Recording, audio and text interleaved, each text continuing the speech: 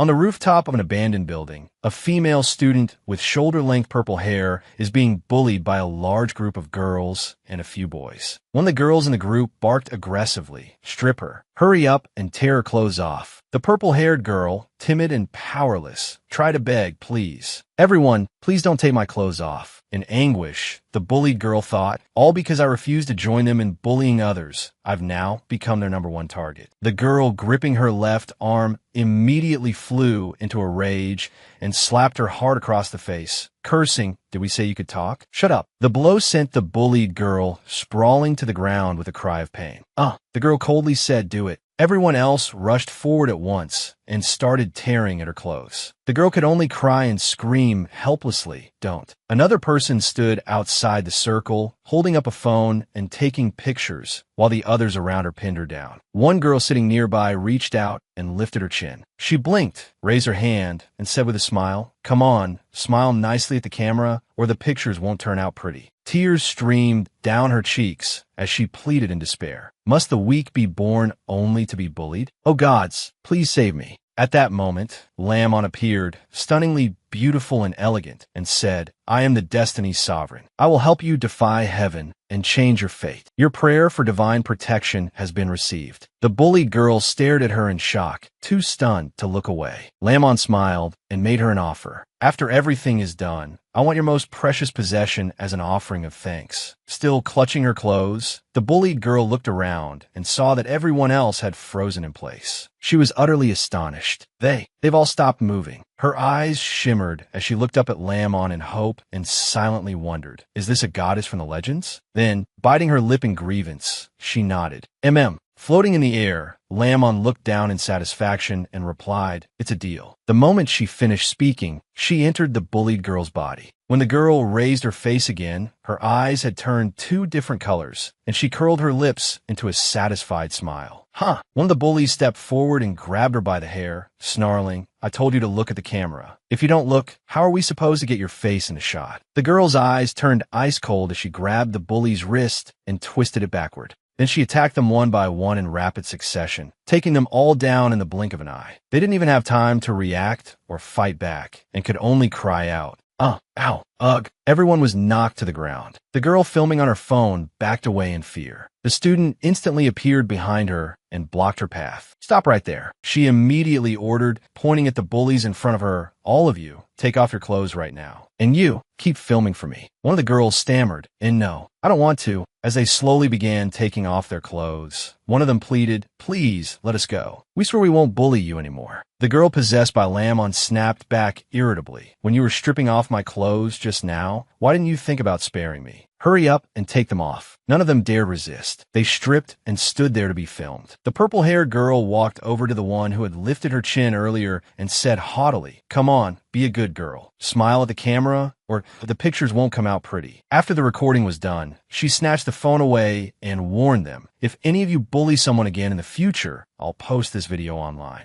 Get lost." At her words, they grabbed their clothes and ran, replying, "Why yes, we won't dare do it again. We were wrong." As soon as it was over, NAMA-MANGAI left the girl's body. The girl who had just been bullied said sincerely, "Thank you." NAMA-MANGAI coldly held out her hand and said, "I don't need your thanks." A trace of sadness appeared on the girl's face as she took out a necklace and handed it to NAMA-MANGAI. "This was my mother's keepsake. It's also the thing I treasure most." NAMA-MANGAI accepted it and flew upward, replying, "Your offering has been received. Silently enduring things will only make the violence escalate. If this happens again, call the police." The girl obediently answered, "And from now on, I definitely won't be so weak anymore." Then NAMA-MANGAI turned and left in a blaze of dazzling light. Returning to the Destiny Palace, the Black Cat Me Too immediately questioned her. "Hey, NAMA-MANGAI, you and I are both just pets under the Destiny Sovereign's command. You've been taking advantage of the Sovereign's absence to impersonate the Destiny Sovereign and carry out missions. Aren't you afraid the Sovereign will find out and punish you?"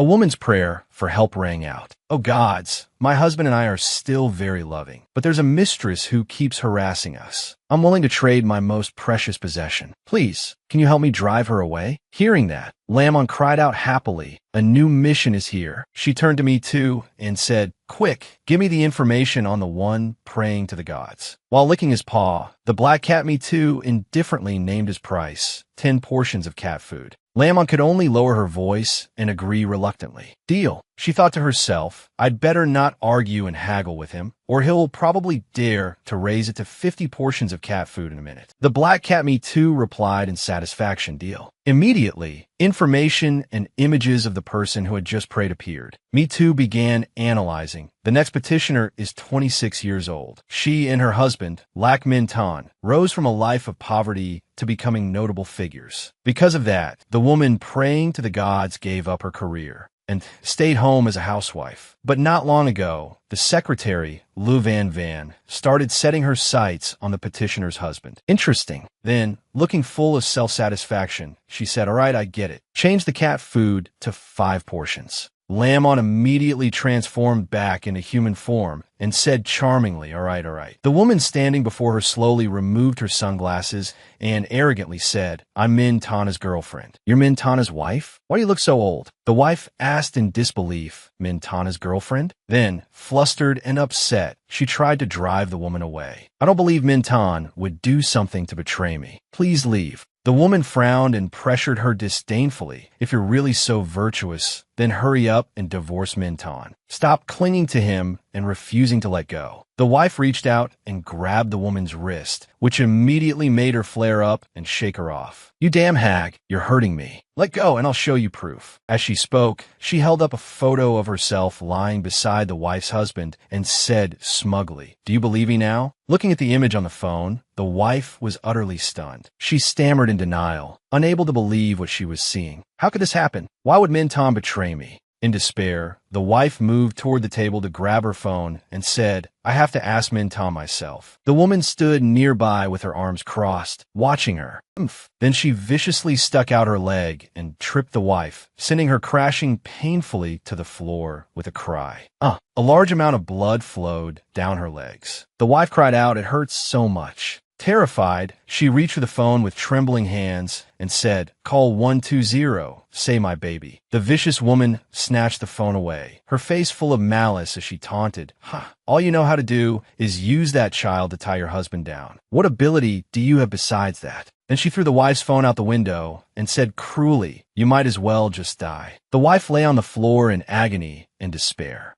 It hurts so much. My baby. The other woman stood to one side, watching and smiling smugly. When the wife was taken to the hospital, Lam also arrived and entered the wife's body. Slowly waking from unconsciousness, Lac Fu Nan heard the voices of the doctor and her husband talking outside the door. The doctor informed Lac Minh Tan of his wife's condition. I'm very sorry, Mr. Lac. We've done everything we could. Madam's life is no longer in danger. But as for the child, there was nothing we could do. Because she was brought to the hospital too late, her uterus ruptured. She won't be able to get pregnant again in the future. Hearing this, the wife lying in the room suddenly opened her eyes. Peeking toward the door, she heard her husband say to the doctor, I still have business to attend to. Your hospital can take care of her for me. Hearing all this from inside the room, the wife cried out in disappointment, Scumbag, are you really this heartless? Suddenly, there was the sound of the door opening, and the scheming mistress who had harmed her walked into the room. The wife angrily asked, Why are you here? Seeing the wife, the mistress thought to herself, I didn't expect that after this woman was hospitalized, Minh Tan still hasn't come to see me for days. But the hospital said she won't be able to have children anymore. Heaven really is helping me.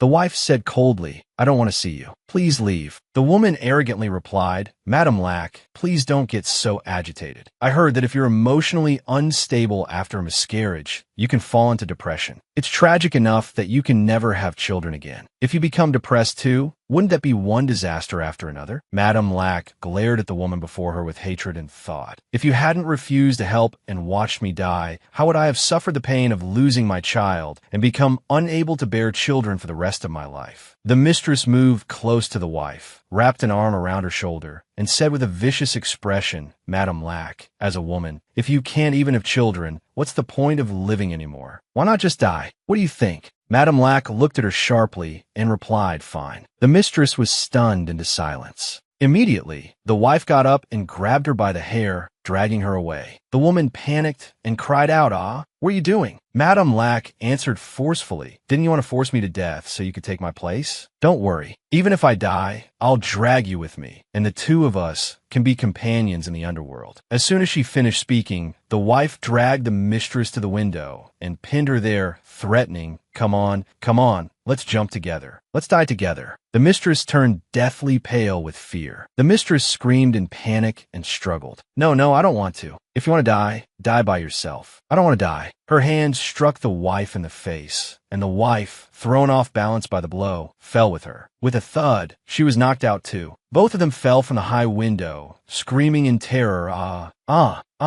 A moment later, both women lay motionless on the ground, surrounded by a horrifying pool of blood. Lamon left the wife's body. Beside her, Me Too spoke up.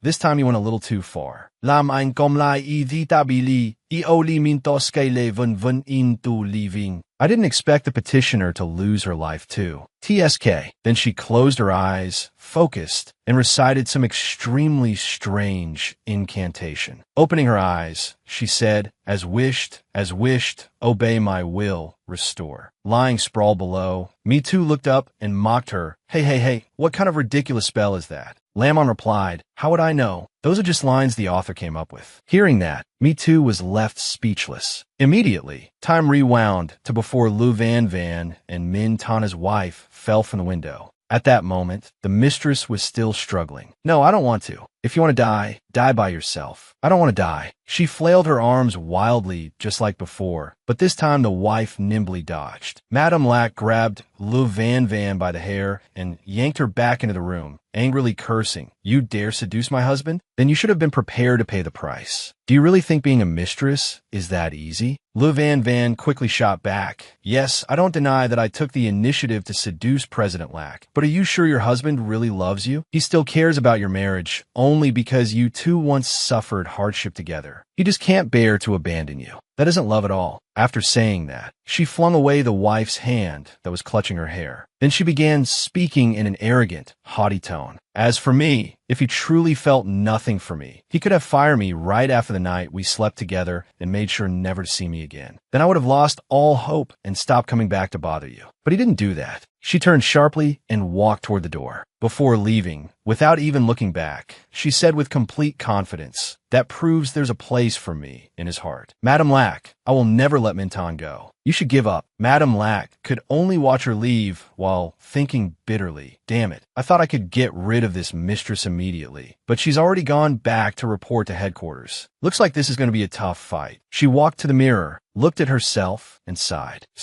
Even if I drive away the mistress, I still have to deal with the root of the problem. To untie the bell, you need the one who tied it. On the day the wife was discharged from the hospital, she bought a few things first and then took a taxi home. When she arrived, she opened the door and walked inside. Looking around the house, she exclaimed in shock, "No way. Isn't this Lac Min Ton the CEO of a top 500 global company? His annual salary should be at least over 10 million, right? Why is this house so shabby?" Floating in midair, Me Too chimed in, "Whose fault is that? He has a thrifty wife who takes care of the household." The wife reached out and picked up a face mask, preparing to take care of herself. Then she noticed a note her husband had left on the table. "I'm on a 15-day business trip." She gave a cold laugh and said, This woman saved and scrimped on everything, only to make things easier for the mistress in the end." She picked up the note, read it, and cursed angrily, "I just got discharged and came home, and that bastard Lac Min Ton goes off on a business trip, leaving behind only a note. It doesn't even have a proper subject or predicate, and he doesn't ask a single thing about my condition. What a cold-hearted scumbag." She crushed the note in her hand and said with a sharp, determined gaze,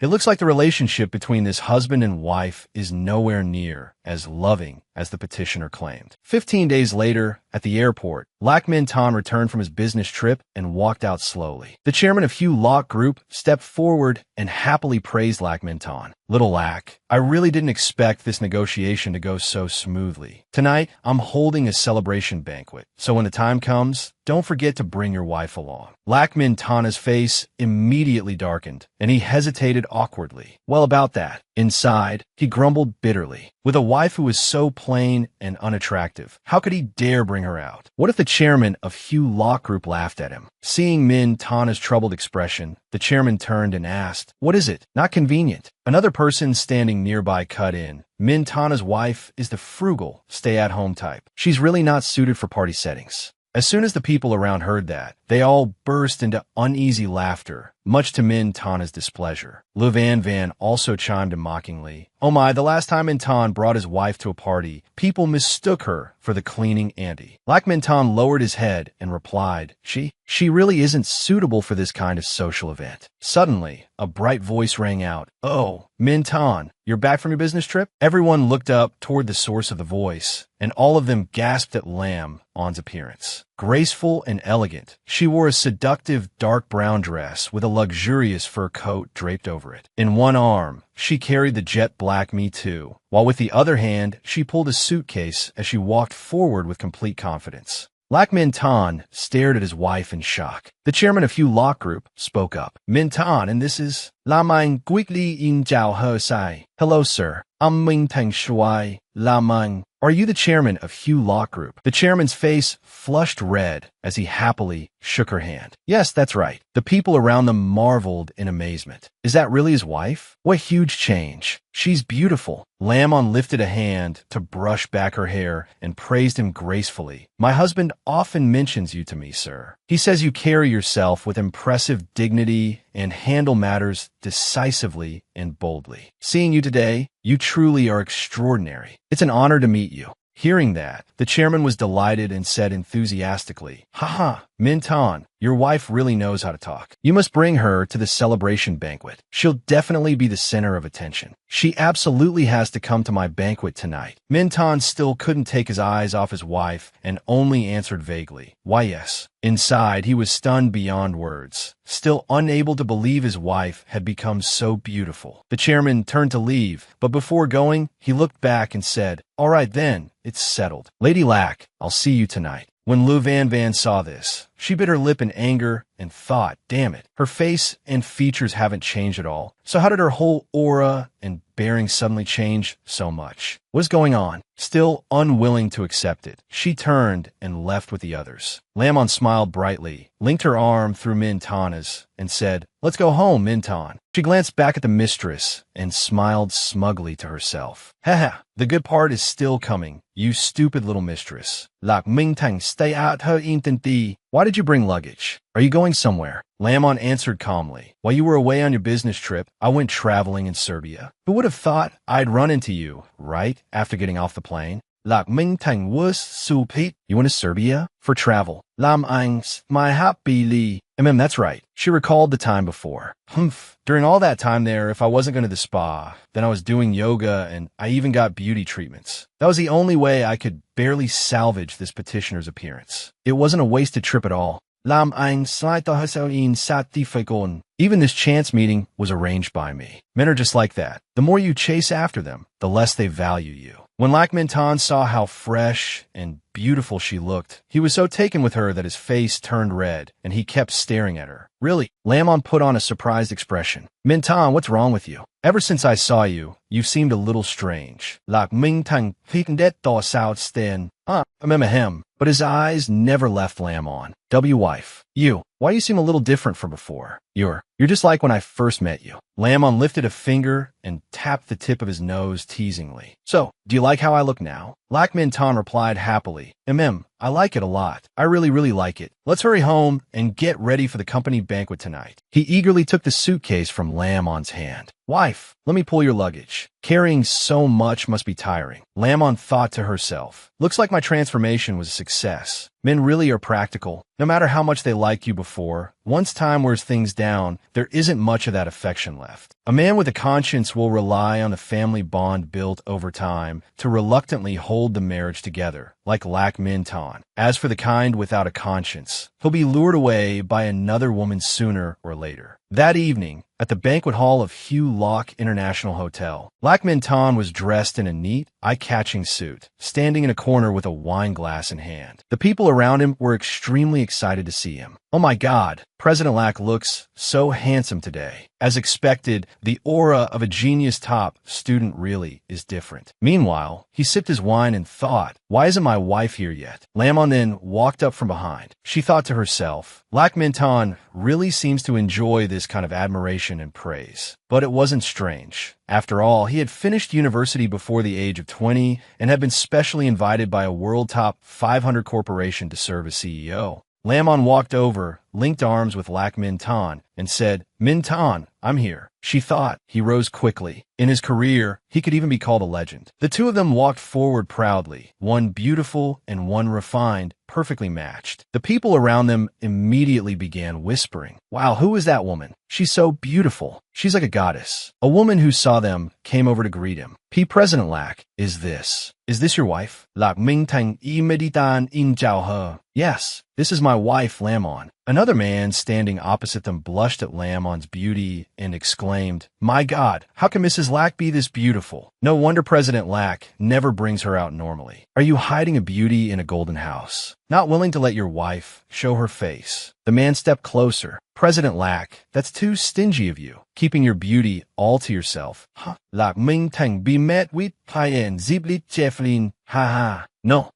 Lamon thought to herself, with a beautiful wife like me by his side, Lack Mintana's vanity must be completely satisfied right now. To untie a bell, you need the person who tied it. All of this is because the husband kept improving himself, while the petitioner stayed in the same place. If things kept going like that, the fact that Lack Mintan didn't abandon her already counted as him having a conscience. The sound of a violin suddenly rose through the lively banquet hall. He reached out and guided Lamon. Wife, aside from dancing at school, I don't think we've ever danced together outside of that. Now, would you agree to dance one song with me? Of course. The two of them moved together with a flowing melody, dancing under the admiring gaze of the people around them. Mrs. Lack's dancing is so elegant. Someone else immediately added, that's right. I heard her academic record is excellent too. Before she got married, she even received a special invitation from Hugh Locke Group. She only became a housewife because she wanted to take care of the family. How amazing can a woman be? Watching from a corner, Lou Van frowned angrily. Damn it, an old woman just dressed up a little and suddenly became the center of attention, stealing all my glory. Lou Van immediately came up with a plan. She tugged her collar lower, exposing her full cleavage. Then she walked toward them, putting on a gentle, concerned expression. President Lack, ever since you came in, I noticed you haven't eaten anything. Do you need me to get you something? Lam Ang Smai Fai Li. So quickly? Already jealous and unable to resist, trying to snatch him away? Pathetic. Lack Mintan paid no attention to her. He turned and led Lamon away, asking as they walked, Wife, are you hungry? Do you want something to eat? Lamon thought for a moment and said,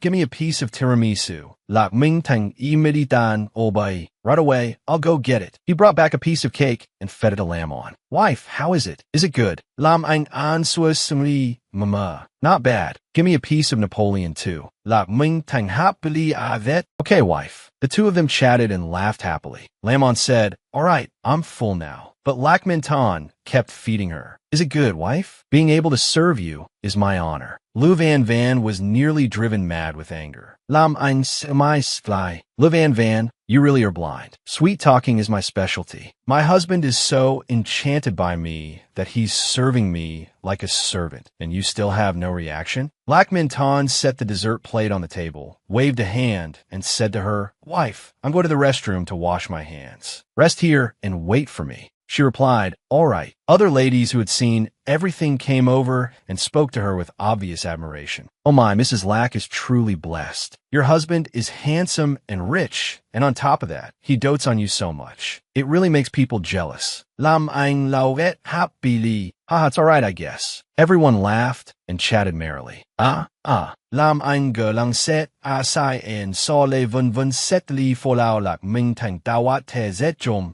In a restroom, Lack Mintan stepped out, holding a towel and wiping his hands. Suddenly, Lou Van rushed up and hugged him. President Lack. She clung tightly to Lack Mintan, acting flirtatious while pretending to be concerned and seeking his attention. What's wrong with you today? Are you not feeling well somewhere? She moved in and wrapped herself around him again, asking after his mood. What's wrong with you today? Are you uncomfortable? Black Minton didn't like being too intimate with her, so he pulled slightly away. He shook her off and said firmly, What do you mean uncomfortable? I'm perfectly fine. Seeing this, Lu Van Van was startled and a little frightened. Le Van Van asket Lak Mingtang. Dit is so meting wudong. Why are you suddenly so cold to me? Lak Minton replied, Lu Van Van, there's something you need to remember clearly. You are only my secretary. Our relationship is that of superior and subordinate. What kind of attitude do you expect me to have toward you? He continued firmly, not letting her lead him around. Last time, you tampered with my drink. The fact that I didn't fire you already counts as me showing you plenty of consideration. What more do you want from me? Hearing this, Lu Van Van grabbed his arm. Yes, I know I'm shameless for clinging to you. I know this is one-sided love. I know I have no self-respect. I was the one who took the initiative, but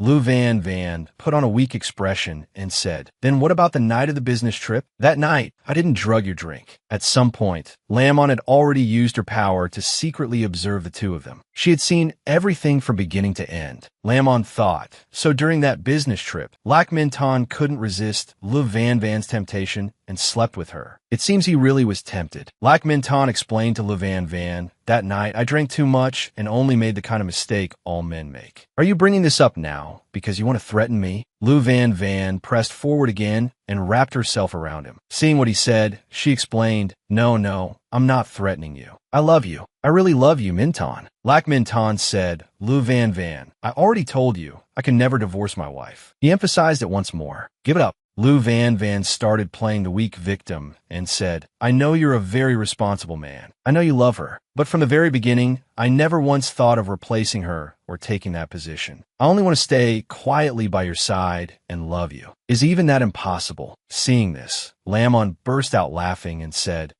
You really don't want to take my place? Then those times you came to my house to provoke me, were you just too bored and looking for something to do? Mistresses all over the world love saying the same line. I never wanted to replace your wife. Lu Van Van brought up that night again. Minton, do you remember that night? You held me so tightly. While kissing me, you were caressing my body too. At that moment, I felt so happy, so happy. Lak Ming Tang avoy her. He didn't want to revisit that night. So he said, Enough. Don't talk about that night anymore. I'm going back first. Watching Lu Van Van's actions, Lamon thought to herself. Lu Van Van's move was both vicious and precise. Talking shamelessly about their affair like that, without the slightest embarrassment, could awaken the most primitive desires in a man. After seeing Lak Minton leave completely, Lamon used her power to reveal herself. As she walked, she thought, a pair of shameless adulterers. Let's see how I deal with each of you. When Lu Van Van saw Lamon, she still kept a cheerful expression and greeted her. Oh, Mrs. Lack, what a coincidence. Lamon said nothing, but inwardly sneered, Coincidence my ass. I just barely managed to steady Lak Minton's heart a little, and this slut came running over to sell herself again. Godi, Lamon said, do you know that no matter how much lower you pull your dress, no matter how much skin you show, a mistress is still a mistress. You can't suddenly rise to the top and become the phoenix. Lu Van Van replied smugly, I don't think so at all. Right now, I'm very confident I can win Minton over. As she spoke to Lamon, she didn't hide anything, nor did she show the slightest fear. Lamon laughed and said, Ha ha, I truly don't understand where your confidence comes from. Is your figure better than mine? Is your education higher than mine? I suppose your only advantage is that you're new. But remember this well, Lamon said with certainty, even novelty has an expiration date. When that day comes, all men will throw you away like trash. Hearing Lamon's words, Lu Van Van's face turned pale, and she could only spit out a single word. You. Then she shouted, Fine, let's wait and see. As she spoke, she raised her own hand toward her face, as if planning to slap herself and frame Lamon. The moment Lamon saw that, she understood her intention and stopped her. Lamon said, What are you doing? Going to hit yourself and then run to my husband crying that I was the one who beat you? Then make him pity you and use that to keep wrapping him around your finger? Lu Van Van's anger was written all over her face as she thought bitterly, Damn it, she saw right through me. Lamon said to Lu Van Van, If that's what you want, then don't hit yourself. I'm afraid you'd go too easy on yourself. Lamon swung her hand and knocked over the vase beside her, smashing it onto the floor. She said, "How about I do it myself?" Lamon picked up a shard from the porcelain vase and slashed it across Lou Van Van's face, making her bleed. Indut Le Van Van scream. Ah, it hurts. My face hurts so much. Lamon stepped closer and said, "Remember this well. Once you let your ambition show too openly, you've already lost." Lamon's actions and words left Lou Van Van terrified. Lac Minh Tan suddenly came over, followed by a crowd of curious onlookers. He asked what happened. Then he stepped closer to Lamon and asked anxiously, "Wife, are you all right?" Seeing this, Lamon immediately replied, "I'm fine. I just don't know why your secretary suddenly shoved me." My hand hit the vase, and the broken shards flew out and hurt her. Why don't you see whether she's all right? That's not it. That's not what happened. As she tried to explain, she also covered the bleeding cut on her face with her hand. That's enough. He strode forward, his face full of anger, and said, "Lou Van Van, didn't you say you wouldn't destroy my family? Then why did you try to hurt my wife? I'll say this one more time. Between us, there can never be anything. Get out of here right now, immediately." Hearing that, Lou Van Van's face filled with panic, and her body shrank back in fear. Lou Van Van was about to call out to Lac Minh Tan when she remembered Lam On's words. "Once you reveal your ambition too openly, you've already lost." Standing beside her, Lam On smiled to herself. She thought, "All of this has long been in the palm of my hand." The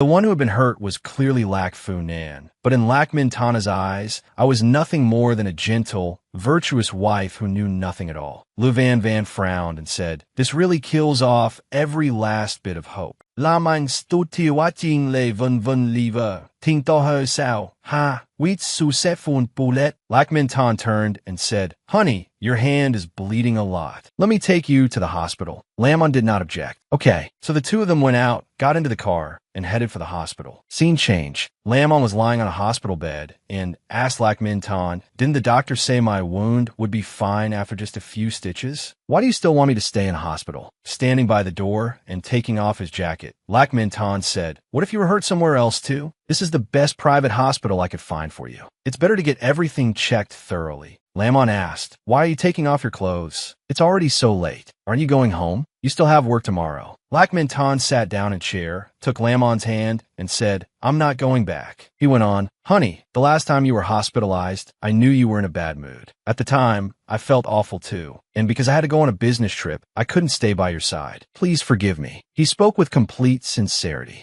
Seeing how obedient he was being, Lam On did not say much. He added, "This time, let it count as making it up to you. I want to stay and take care of you." Lam On did not refuse either. "All right." Seeing how happy she was just arranging flowers, Me Too asked, "You're this happy just from giving flowers to yourself?" Lam Ein Thouens Fly. "Who needs your concern?" Just then, Lac Minh Tan pushed the door open and came in. "Honey, what did the doctor say today?" Lamon had been arranging flowers and only turned when she heard his voice. She repeated what the doctor had told her. "The doctor said I'm fine. See, you're making a big deal out of nothing again." Then she also asked about Lou Van Van. "By the way, how is that secretary of yours? The one whose face got cut?" Lac Minh Tang Lup Un Gon Sun. "I don't know. There's no need to care about her." "Honey, why is there a bouquet of red roses here? Who sent them?" Lamon replied, "When I went to the seaside resort, I met a male friend there. He sent them to check on me." Lac Minh Tang Asket Puel Ohat. "Why would a man give roses to another man's wife?" Lamon thought to herself,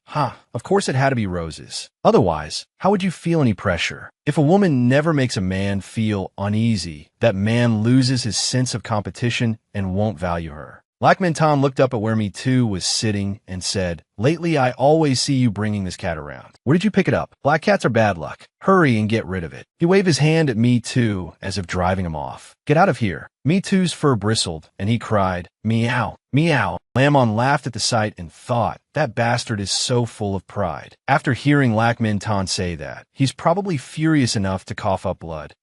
Suddenly a voice said, "Hey baby." The voice startled both of them. A red-haired young man dressed in black walked in. It was Me Too in human form. He ran over and threw his arms around Lamon, startling her, and said, "Baby, did you get the roses I sent?" The moment he heard that, Lak Min Tana's expression changed dramatically. He immediately asked, "Honey, who is he? Since when does someone come in and hug another man's wife like that?" Lamon said awkwardly, "He's my friend." Lamon asked Me Too, "Hey, what are you doing?" Me Too frowned and said, "Obviously I'm teaching this idiot Lak Minton a lesson for daring to call me bad luck." Looking at Lak Minton with disdain, Me Too said, "Baby, this is your husband? He looks a little beneath you. He can't even accept a simple social greeting among young people." "One old fogey," Lak Minton said angrily. "Who are you calling an old fogey?" Me Too looked at him and said, "Aren't you one? Just look yourself over from head to toe. You're rustic all over. What part of you is worthy of her? I really don't understand why she would marry someone who looks this shabby." Lak Minton was so angry he could only choke out a single syllable. Just then his phone rang. It was a call from Lou Van Van. Lak Minton immediately said, "Honey, I'm stepping outside to take this call for a minute." "NAMA-MANGAI, okay." As soon as she saw him leave to talk on the phone, she said to Me Too, "You're way too petty." At most, he just casually said that black cats are unlucky, and you turned human just to get revenge on him. Me Too replied, "The fact that I didn't beat him up already is generous enough. I hate it most when people say, I'm unlucky." Lamon said, "But this is good too. Now, the roses officially have an owner, and it gives Lak Minton a little pressure. In reality, it's even more direct. What you did was basically helping me in disguise." Me Too said nothing, only snorted once. Outside, Lak Minton answered the call. A voice came through the phone. "Hello, is this President Lak? I'm a friend of Lou Van Van's. Could you come to her house? She's making a scene right now and wants to kill herself. Please try to talk her out of it." Hearing that someone wanted to commit suicide, Lak Minton's expression changed at once. Flustered, he was about to refuse. "What? I don't have time right now." The person on the other end, hearing that he intended to refuse, quickly continued, "President Lak, I don't know what happened between you and Van Van, but she mentions you to me all the time. I can tell she really loves you. I'm afraid you're the only one who can persuade her. These past few days, she's kept threatening to jump off a building and cut her wrists. For the sake of how deeply she once loved you, please come talk to her." Hearing that, Lak Minton ran a hand through his hair and finally agreed. "Okay, I understand. I'm coming right now." Lak Minton came back in and said, "Honey, I have to go now. Where's that friend of yours?" Lamon replied, "He had something to do, so he left first. Wanted to go to Lou Van Van." Lak Minton lied to Lam on that there was something urgent at the company. "Honey, there's an emergency at the office. I need to go back and take a look." Lamon did not say much, only gave a quiet Scene change at Lou Van Van's home. The room was in complete disarray, things thrown everywhere. The person there led Lak Minton to where Lou Van Van was lying and said, "President Lak, I'm counting on you from here. I'll go first." Lak Minton walked over, sat beside Lou Van Van, and asked, "What are you trying to do?" Lying weakly on the bed, she said, "No, I don't want anything. I just feel tired. So tired." Lou Van Van pouted, tears streaming down her face as she looked at Lak Minton. "I really don't understand. You clearly already have a wife and a family, but I still fell for you beyond cure. I've told myself over and over again to let go, but I just can't do it. Every time I see you, my heart won't stop racing." She continued, "That's why I was blinded by love and did something like drugging your wine. I regret it deeply. I feel shameless and despicable. I thought maybe that way I could make you love me, even just a little, but I was wrong. In your eyes, I'm probably just a slut who'll stop at nothing." Hearing that, Lak Minton did not know what to say and could only sit there watching her sob. No one knew where Lou Van Van got the knife from. She said, "I feel like my life has no meaning anymore." Holding the knife to her throat, she looked as though she truly meant to kill herself. As she gripped it, she said, "Maybe I should just die. Then I'll be able to forget everything." At the hospital, Lamon saw everything that had just happened by using her powers. She said, "Lou Van Van still won't stop. She's really using the full set now, crying, making a scene, and threatening to hang herself. Tricks like this are a direct hit on men with soft hearts." Seeing the danger, Lak Minton immediately pinned Lou Van Van down onto the bed and shouted, "Enough! Stop it! Les Van still incite on killing her say. Don't stop me. Let me die, just let me die." Then she asked Lak Minton, "Minton, why won't you let me die? You do feel sorry for me too, don't you?" I'm not asking for anything now. I just want one hug from you. Lạc Minh Thành Zhe Phe. No, it's not like that. Pull yourself together. Lu Van Van continued to plead. Can you just hug me once? It's only one hug. In the end, Lạc Minh Tan granted her wish. Lu Van Van immediately said, It's so warm. If only you could hold me like this for the rest of my life. That would be wonderful. Lạc Minh Tan then abruptly sat up and firmly rejected her. Enough. Lê Vân Vân get bet ding. Minh Thành. Just once.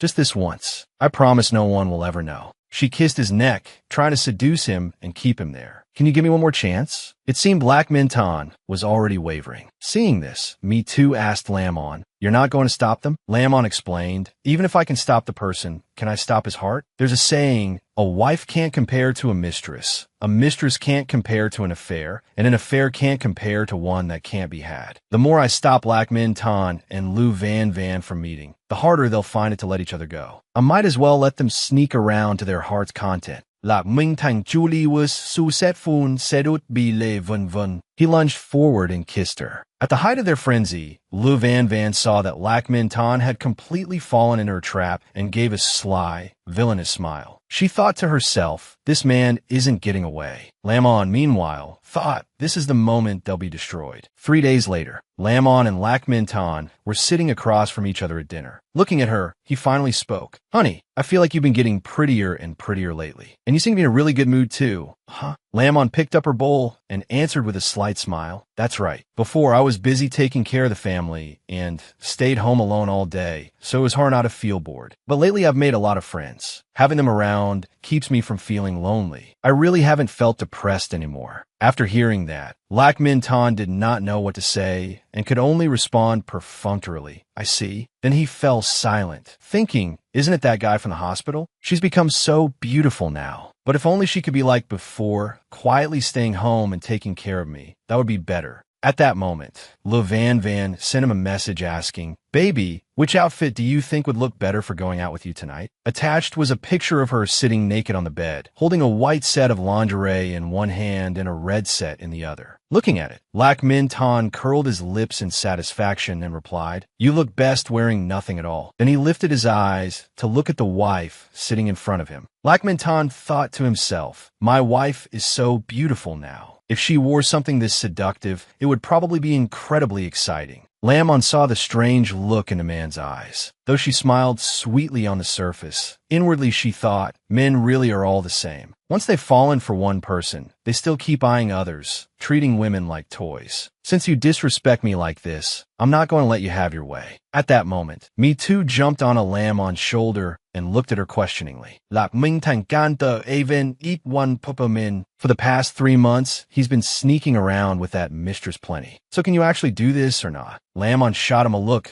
gave a soft huff, and replied, What do you know? I'm reeling in the line after letting it out. Zuts ten, Lê Vân Vân sen anoter mesa to Lạc Minh Thành. She suggested, Love, let's go to Dream Bar tonight. Lạc Minh Tan agreed and replied, After answering Lu Van Van, he looked at Lamon across from him and said, Honey, tonight I won't. Before he could finish, Lamon cut in first. Husband, I'm not coming home tonight. You don't need to wait for me. Lạc Minh Tan was utterly shocked by what she said. He shot to his feet and asked, What? You're not coming home? Then he frowned and said to her, Honey, I know I've been a little distant lately, leaving you alone at home so you got bored. But staying out all night seems a bit too much, doesn't it? Lamon looked perfectly at ease. Turning away from the table, she answered, I'm just going singing and having a late night meal with friends. It's not like I'm doing anything shameful. What's so excessive about that? After hearing her out, Lạc Minh Tan thought for a moment, then stood up, looked at her, and said, How about this? I'll go with you tonight. Hearing that, Lamon looked slightly troubled and asked, You're coming with me? Wouldn't that be a little inappropriate? Lạc Minh Tan replied, What's inappropriate about it? Your friends are my friends too. Besides, if I know who you've been hanging out with lately, I'll feel more at ease. Without waiting for her answer, he sat back down and continued eating, making the decision on his own. He said, Eat, then we'll go sing together. Deep down, all men carried the mindset of domineering male chauvinism. Even if a man tangled himself up outside with a mistress, he still demanded that his wife remain pure and untouchable. Lamon ignored him, stood up, and walked away, tossing over her shoulder, "I'm done eating. I'm going to change first." At that moment, she was secretly pleased. "I've been casting the net for 3 months. It's finally time to reel it in." After that, Lamon went into the room, put both hands on her waist, and called loudly, "Earth God, Earth God." Immediately, he appeared, yawning long and wide. "Huh." Then propping up his chin, he said softly, "Listen here, little Lamon. I need at least 20 hours of sleep every day. You've been seriously disturbing my rest. You know that." Lamon laughed. "Ha ha." Then coaxed him, "Isn't it because I saw how bored you are every day? I wanted to invite you and all your brothers from the 4 Seas and 8 directions to come sing a few songs." Hearing that, the Earth God looked at her, puckered his lips, and said improperly, "Oh, really? Then give me a kiss, and I'll help you." "NAMA-MANGAI." She did not dare say it aloud, and could only curse inwardly. This guy may have a handsome face, but he's so vulgar. His crude nature truly will never change. Then Lamon began threatening him.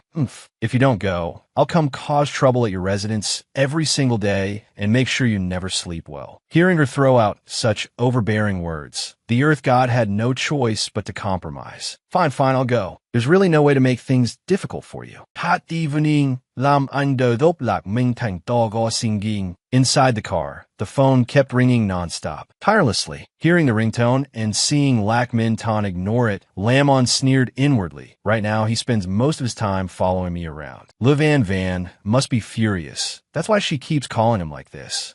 Idiot. After a moment, she asked aloud, "Your phone keeps ringing. Aren't you going to answer it? What if it's something urgent?" Lac Min Ton picked up the phone and began reading the messages. Le Van had written, "Love, I'm already at Dream Bar waiting for you. Hurry over. Lac Min Tang Gon Li Det Stet Bak Don Gon Me. Tonight, I have to accompany my wife." After replying to his lover, he then turned to explain to Lamon, "It's just work stuff. I already turned it down. No matter what, being with my wife is the most important thing." Hearing him coax her, Lamon playfully tapped his shoulder and said, "Oh, stop it. You're getting sweeter and sweeter with your words." The car sped along the road, and not long after, they arrived. After getting out of the car, Lac Min Ton was stunned when he saw the bar's name, Dream Bar. Uneasy, he thought to himself, Dream Bar? Isn't this the place where Lou Van arranged to meet me? Lac Min Ton turned to look at Lamon and asked her, "Huh, honey, didn't you say you were going to sing? Why did you come to a bar instead?" Lamon looked at him calmly and replied softly, "That's right, you can sing here too. Didn't you know?" Lac Min Ton looked awkward, then said to her, Well, how about you going first? I'm still worried about what happened at the company. Let me go there and check things out." Lamon turned her back to him and thought mockingly, "Wasn't being with your wife supposed to be the most important thing? Now that your mistress and your wife are in the same place, you've gone stupid, haven't you?" That was what she thought, but she still turned back to look at him and replied with an understanding expression, "Then hurry and go take care of work at the company. I can hang out with my friends by myself. Bye." At the entrance to the bar, several fashionably dressed men looked at Lamon and shouted, "Hey, baby." Lamon happily walked over to them. The red-haired man welcomed her. "You finally made it. Lam ein smayen ansua mama. Saw thee. Have you been waiting long?" Another blonde-haired young man saw that she had come alone and curiously asked, "Didn't you say your husband was coming with you tonight? Why don't I see him?" Lamon chuckled and replied, Something urgent came up at his company. He had to go deal with it." After hearing that, the red-haired man draped an arm around her shoulders and said suggestively, "Then that's even better. If your husband isn't coming, we can have even more fun, right? Not far away." Lac Min Ton still had not left. Watching their intimate manner and hearing that highly suggestive remark, he fumed inwardly. "What do you mean? If your husband isn't coming, we can have even more fun. What are you people trying to do?" The red-haired man slung an arm around her shoulders and said suggestively, "Then that's even better. If your husband isn't coming, we can have even more fun, right?" At that moment, Lac Min Ton still had not left. He stood beside his car, staring at the intimate posture and the suggestive words between the two of them, furious as he thought, "What do you mean? If your husband isn't coming, we can have even more fun.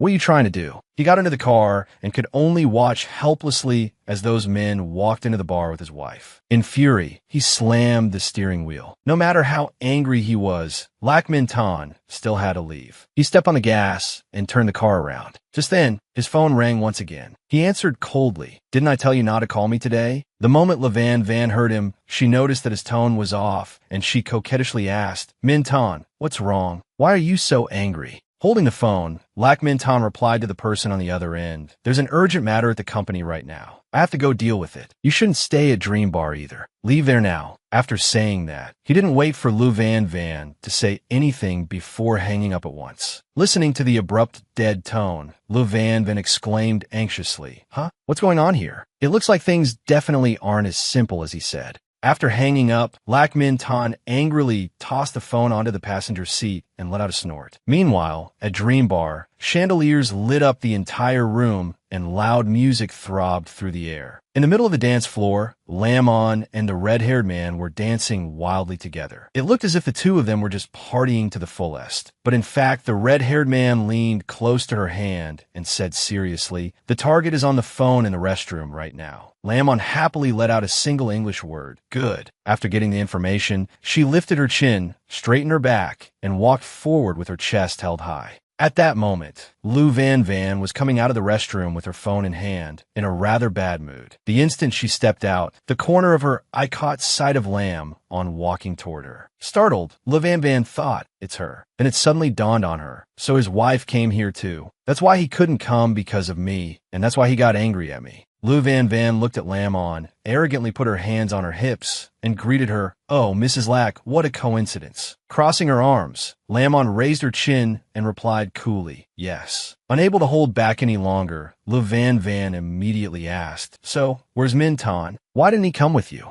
Lamon answered her in an even tone. Something came up at the company, so he went back. Lou Van Van became even more smug. Something came up at the company? Then she burst into laughter. "Ha! I thought you were very smart, but I didn't expect you to be this stupid. You can't even tell when Lac Minton is lying to you. Let me tell you the truth. It's because I'm here that Minton had to leave. As for the reason why, I don't think I need to spell it out, do I?" Looking at the arrogant woman before her, Lamon thought smugly, I wonder who the stupid one really is. If you weren't here, why would I have come?" Lou Van Van had no idea what Lamon was thinking at that moment. Haughtily, she turned to leave, but before going, she looked back at Lamon and said, "Mrs. Lack, I have a secret I want to tell you. Let's find somewhere quiet to talk." After the two of them entered an empty private room, Lou Van Van, convinced that she had the upper hand, crossed her arms and legs as she sat on the sofa and said, "Mrs. Lack, lately Minton has been leaving early and coming home late. The reason he gives you is probably that the company is very busy, right? But actually, our company hasn't been busy at all." Pausing to observe Lamon's expression, Lou Van Van continued, "He's only been busy being intimate with me. Everywhere in the company, he kisses me and calls me baby." Resting her chin on one hand, she tossed her hair proudly and asked, "I'm sure he's never said those things to you, has he?" She deliberately said these shameless things not because she had no sense of shame, but because she wanted to destroy Lamon mentally as well, to provoke and crush the wife. In stark contrast to Lou Van Van's aggressive agitation, Lamon remained calm, standing there with one hand propped as she looked at her. Before Lamon could say anything, Lou Van Van continued, "If, at the beginning, you could say that I used dirty tricks to seduce him, then by now, your husband can no longer leave me. You can call me a slut, and you can call me despicable. But the truth is, I've already completely won Minton. Name your price. How much money will it take for you to agree to divorce him?" Lamon felt as though she had just heard something utterly ridiculous, and she repeated, "Name my price." Then she began calling her to account. "Because of you, my child is gone, and because of you, I can never get pregnant again. How do you think that debt should be settled?" Lou Van Van still felt she was in the right, and replied without the slightest fear, "If your child is gone, then it's because you were unlucky. Who can you blame?" Hearing her talk about her ill-fated child like that, Lamon could no longer stay calm. She shouted, "If you hadn't come to my house that day to provoke me, and deliberately stuck your leg out to trip me, and even thrown away my phone so I couldn't get help in time, would I have ended up like this?"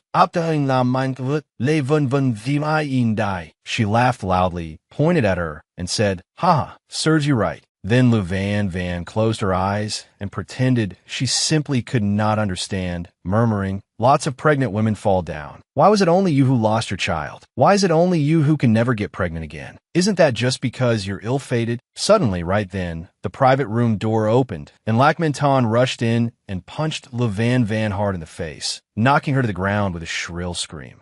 Looking at the man who had just struck her, Lou Van Van could not believe it. Covering her cheek, she stammered out his name, Min. Ming Tang. Lac Min Tan looked coldly at the vicious woman on the floor and called out, Lu Van Van. Then he said, you kept saying you would never destroy my family. I never expected that all this time you had been harassing my wife and even caused my child's death. You are truly vicious and sinister. Looking at Lu Van Van on the ground, Lac Min Tan shouted angrily, you kept saying you would never destroy my family. I never expected that all this time you had been harassing my wife and even caused my child's death. You are truly vicious and sinister. Lu Van Van hurriedly got to her feet and stammered an explanation. Min Tan, listen to me first. It's not like that. Lac Min Tan flung her hand off and said coldly, enough. Then he turned to look at Lamon, lowered his eyes, and in a low voice, with guilt written all over him, called to her, honey, I'm sorry. I was confused for a moment, and that's why I did something that betrayed you. Then suddenly he turned back and asked her, I really didn't know that Lu Van Van's true face was this disgusting. Since you already knew everything, why didn't you tell me? One might well wonder why the woman who had suffered all this had never told Lac Min Tan directly that Lu Van Van had gone to her house. But Lamon was no pushover either. She squeezed out a few tears and sobbed. I didn't say anything because I love you. I believed you could handle things between yourself and Lu Van Van properly. Maybe because I loved you, because I trusted you, I didn't want to put pressure on you. Then Lamon turned around, lowered her head, and cried even harder. In pain, she said, but now it seems I was wrong. Yet all her patience and restraint had only resulted in this man pushing his luck further and further, becoming more brazen and unscrupulous. Seeing Lamon leave decisively without once turning back after saying that, Lac Min Tan panicked and called after her, honey. Seeing this from behind, Lu Van Van hurried over to Lac Min Tan's back and coaxed him in a low voice. Min Tan, now that your wife knows about us, and besides, she can't give you children anyway, why not take this chance to divorce her? Let's get married. I can give you children. We can live happily together, all right? Lac Min Tan did not even spare her a glance. He violently shook off her hand and roared, get the hell away from me. Lac Min Tan spoke to her so silly. Lu Van Van, I won't deny that I was tempted by you, but that was nothing more than lust clouding my judgment. So what if my wife can't have children? In my heart, for the rest of my life, you will never replace her position. I can never be with you. Hearing those words, tears streamed from Lu Van Van's eyes. Unconsciously, she recalled what Lamon had once said to her. Lamon had said, do you know, even if you pull your skirt lower and show more skin, a mistress is still a mistress. You'll never fly up the tree and become a phoenix. I really want to know where your confidence comes from. Is your figure better than mine? Are you more educated than me? Or are you prettier than me? I think your only advantage is that you're new. Lamon had said that to her with complete confidence. But remember this well, even new things have an expiration date. When that day comes, men will throw you away like trash. At this moment, Lamon laughed happily as she looked at the adulterous pair in front of her and said with satisfaction, when dogs bite dogs, all that flies is fur. What could be more satisfying than watching your own husband humiliate the mistress with his own hands? Me Too suddenly appeared and asked Lamon, were you really certain that Lu Van Van and Lac Min Tan would fall into your trap like this? Lamon crossed her arms and replied, of course. Otherwise, why do you think I let that shameless adulterous pair run free for 3 whole months? It was precisely because I wanted to create the illusion that Lu Van Van had already won Lac Min Tan completely, 100%. After that, she would no longer know her place. She'd see any woman competing with her for a man as the mistress, so she'd be desperate to drive them away immediately. That's what you call getting so full of yourself that you forget what you really are. And as for Lac Min Tan, when he saw his wife arm in arm with other men, in order to protect that pathetic male pride of his, of course he would dig to the bottom of it. In truth, winning a psychological battle isn't about tricks, but about grasping the other person's mind. Then Lamon lightly touched her lips, gave a low laugh, and said, there's only one more step left. Just one more step, and we can finish the job and return to the Divine Control Bureau. As soon as she finished speaking, Lamon and Me Too disappeared together. At Lac Min Tan's house, when he returned home and opened the door, the first thing he saw was a divorce agreement placed on the table. Lac Min Tan walked over, read it, then froze in panic and stammered, no. Ashone. His hands trembling, he took out his phone and dialed Lamon's number. But no one answered. Lac Min Tan sa fai dun poo. He had finally begun to regret it. Crying, Lac Min Tan sobbed, no, this can't happen. Honey, I was wrong. I really know I was wrong. At the same time, he kept calling Lam On's number again and again. Half a month later, he had become completely disheveled. He sat at home looking wretched, with an unshaven beard, smoking and drinking beer to dull his sorrow, while his mouth never stopped calling for her, honey. In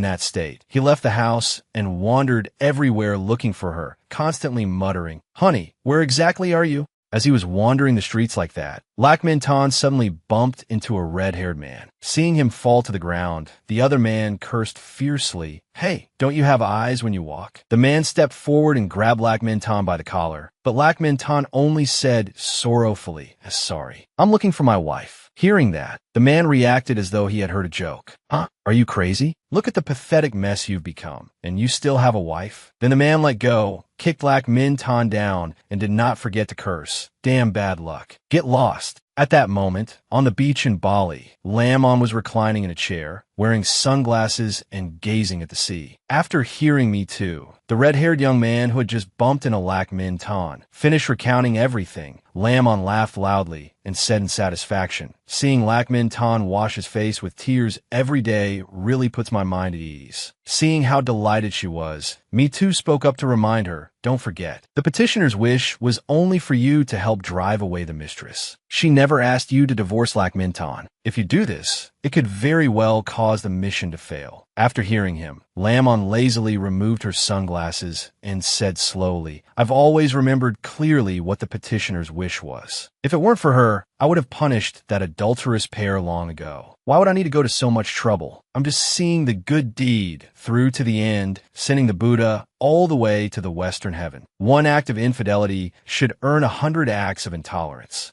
If this lesson doesn't leave a deep enough mark on Lac Minh, then next time, when temptation appears, that man will probably be bewitched all over again. After all, if cheating brings no serious consequences, men are naturally happy to do it, aren't they? I want Lac Minh to understand clearly that once a man cheats, he will have to pay an extremely grave price. Holding a cocktail in one hand, Lam On continued, speaking calmly to Me Too beside her. You didn't go and take advantage of his misery to beat him up, did you? Me Too sucked on his drink and replied, that adulterous jerk deserved it anyway. After hearing that, Lam On showed no particular reaction and only gave a faint laugh. Me Too then continued reminding her, while fulfilling the petitioner's wish, you can only use your divine power 3 times. This was already the 2nd time. Lam On smiled, turned to wink at Me Too, and said cheerfully, the mission is almost complete anyway. I won't need to use divine power a 3rd time at all.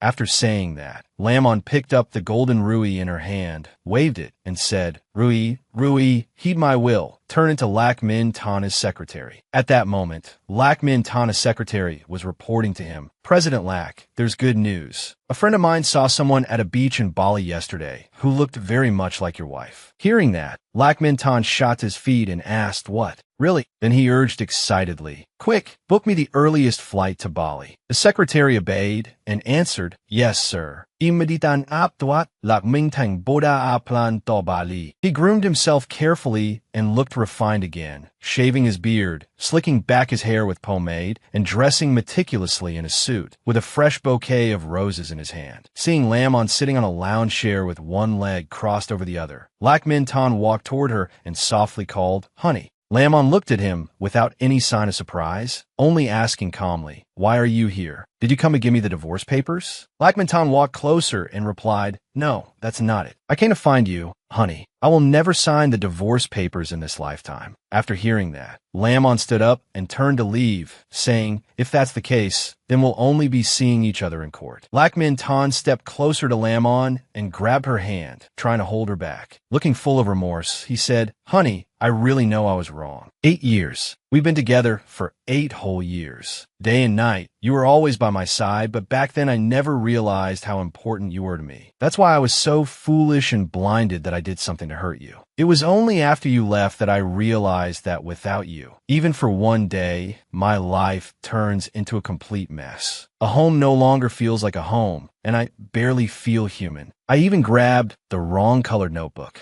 By this point, Lac Minh had started choking up. He continued, only now do I finally understand just how important you are to me and to this family. Then, To win back her trust, Lac Minh began making promises. Right now, I swear to you with my life, if I ever do anything to betray you again, may I be struck by lightning and die without a whole corpse. Honey, please give me one more chance. As he said this, the sky behind Lam suddenly lit up and colorful fireworks burst into bloom. Lac Minh dropped to one knee and held up a ring. I'm proposing to you. Let's start over from the beginning, okay? Under the romantic night sky filled with fireworks, Lac Minh slowly knelt down, took out the ring, and proposed to Lam.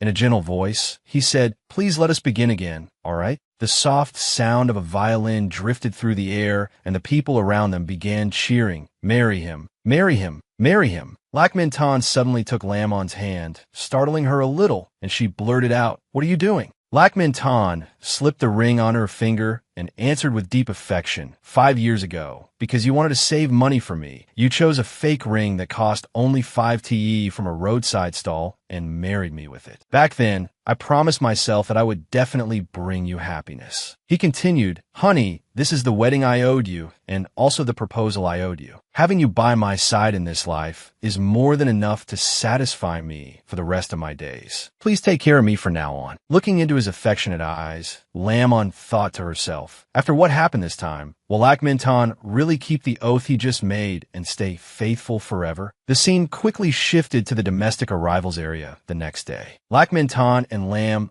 had just gotten off the plane and returned home. He gently helped her out of the car and asked with concern, "Honey, are you tired after such a long flight? When we get back, I'll give you a massage." Lam only gave a quiet, "Lam ein wan kain fan wai Lac Minh fun lao behin." As she entered the house, she thought to herself, strange, hasn't the wish of the petitioner already been fulfilled? So why can't I leave the petitioner's body now? Before she could open the door, it was suddenly pulled open from the inside, which surprised her a little.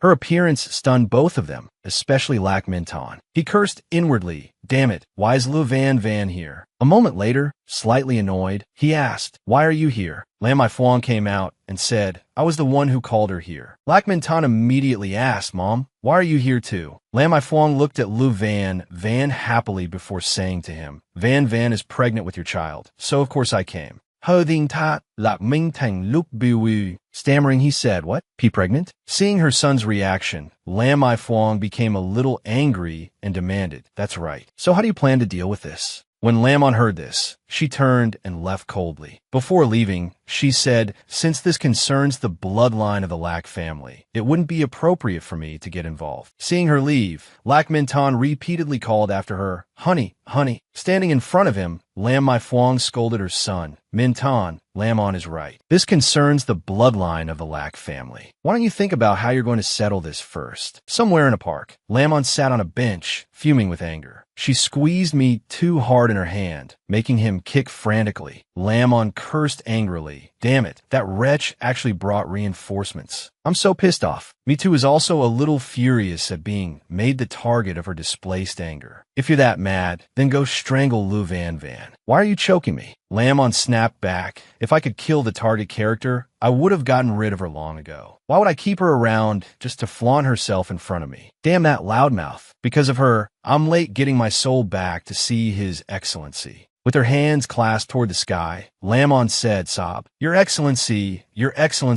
I miss you so much." Beside her, Me Too said disdainfully lustful. Lamon's whole attitude suddenly changed. Gritting her teeth, she said, "Fine, Lu Van Van. So you're forcing me to make up my mind and deal with you once and for all? Is that it? Then don't blame me for being ruthless." She stood up confidently and said, "Me Too, give me the old woman's information. Don't worry. However much cat food you want, I'll give it all to you, as long as I can deal with Lu Van Van immediately and return to the Divine Control Bureau to see His Excellency." Me Too quickly projected the information Lam asked for. An image of Lam My Phuong soon appeared. Lam My Phuong, 54 years old, has always lived in the countryside. Her husband died when she was young, and she raised her son by herself. Images appeared of her younger self caring for Lak Min Tan alone. Me Too continued. She has always placed great hopes on her son, and she especially values carrying on the family line. When she heard that the petitioner had miscarried and had also lost her ability to bear children, she called her son and planned for him to divorce and remarry. Also, Lak Min Tan is a mama's boy who is extremely filial to his mother. After hearing that, Lamon was so shocked that she clutched her head and wailed, "I'm doomed. I'm doomed, completely doomed." It would have been bad enough if Lak Min Tan were just a Phoenix man, but he's also a mama's boy who's devoted to his mother. Damn it, doesn't that mean I might as well just give up and hand him over to Le Van Van? The scene quickly shifted to a hotel. Lamon sat in a chair with her chin propped up, deep in thought. Right now, that mama's boy must be caught between his mother and Le Van Van. Good grief, why did the petitioner have to marry a mommy's precious son?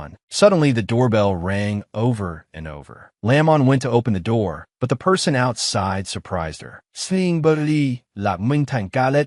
"Honey," Lamon asked hesitantly. "WH, why did you come so quickly? Where's your mother? And what's with all this luggage?" Lak Min Tan walked into the room, letting her shut the door behind him. He quickly said, "Don't worry about my mother. I'm moving out." As he changed into his indoor shoes, he added, "If she likes grandchildren that much, then she can just take Lou Van Van in and live with her." Hearing that, Lamon inwardly exclaimed, "Wait, wasn't he supposed to be a mama's boy who was extremely filial to his mother? What is this now? A reform? A rebellion?" But no matter what, if they just let Lou Van Van go ahead and have the baby, won't this become even harder to deal with? Lamon walked over and gently tried to persuade him, "Min Tan, if you just walk away like this, isn't that a bit irresponsible?" After changing clothes, he asked coldly, "Irresponsible?" Lak Min Tan walked up to her and said, "If I could take responsibility for Lou Van Van." Lak Min Tan rubbed her head and continued, "Then who will take responsibility for you? I know my mother far better than you do. She values a grandson more than anything else in this world. If I don't leave, she'll definitely pull every trick in the book, crying, causing a scene, even threatening suicide, to force me to marry Le Van Van." Lamon immediately asked, "So what you're saying is, no matter what happens, you won't marry Le Van Van, even if your mother threatens you with death?" Lak Min Tan answered with absolute certainty, "That's right." He stroked her head again and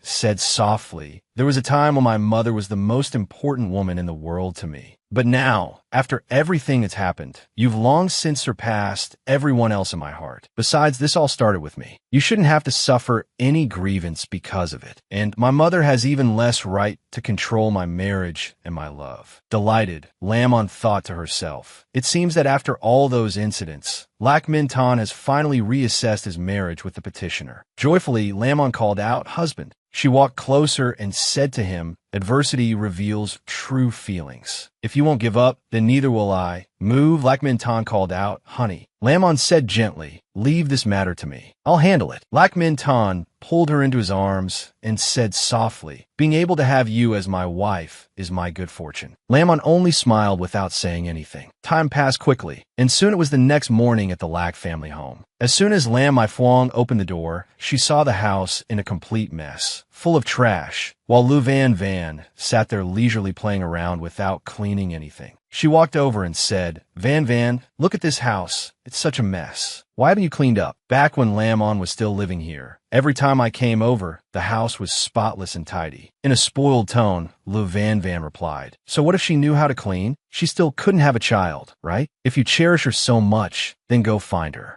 Lam Mai Phuong couldn't believe her ears and asked again, "What did you just say?" Lou Van Van immediately changed her attitude and answered with a bright smile, "No, nothing. I was just annoyed because this nail polish color is so ugly." "Auntie, you're absolutely right. But isn't it because I'm pregnant and it's inconvenient for me physically?" Lam Mai Phuong picked up a broom and started sweeping. As she did, she muttered irritably, inconvenient physically. When I was pregnant with Min Tan, I still had to work in the fields. I never found it inconvenient. City girls really are delicate." Lou Van Van ignored her and thought to herself, "She keeps nagging nonstop. It's so annoying. But right now, she's my only support." Putting on a pitiful act, she asked, "Annie, Min Tan hasn't come home in 3 days. He won't even answer my calls. Has he abandoned us?" Hearing that, Lam Mai Phuong shouted angrily, "He wouldn't dare. I'm his real mother. Would he dare throw away even his mother just for the sake of his wife?" Furiously slamming the broom onto the table, Lam Mai Phuong said, "So he won't come home? Fine, then we'll go straight to his company and find him. Le vun vun gulali avet. Alright, she thought to herself, if I go cling to Lac Min Ton at a time like this, he'll definitely hate it. But if his own mother goes, that's a different matter. The two of them quickly headed out. Standing at the bus stop, Lu Van Van was stunned for quite a while. She asked awkwardly, are we really going to squeeze onto a bus? Lam I Phuong shouted loudly, stop standing there babbling and get on. Seeing that Lu Van Van was still hesitating behind her, she urged, hurry up and push your way on with me. Very soon, they arrived downstairs at Lac Min Tana's company building. As she walked inside, Lu Van Van complained, I'm exhausted. It's been ages since I had to squeeze onto a public bus. Lam I Phuong, already walking toward the front desk, urged the thoroughly worn-out Lu Van Van behind her. Why are you so weak? Seeing guests arrive, the receptionist greeted them warmly. Hello, how may I help you? Lam I Phuong slapped the desk and said, I'm here to see my son, Lac Min Ton. The receptionist replied awkwardly, I'm sorry, ma'am, but President Lac isn't here. He left for a business trip to South Africa the day before yesterday. Hearing that, Lam I Phuong angrily started cursing. What do you mean? My son went on a business trip and didn't even tell me? When's he coming back? The receptionist answered politely, we don't know that either. Lam I Phuong flew into a rage and shouted, you don't know? Your boss left, and you don't even know how long he'll be gone? What kind of employee are you?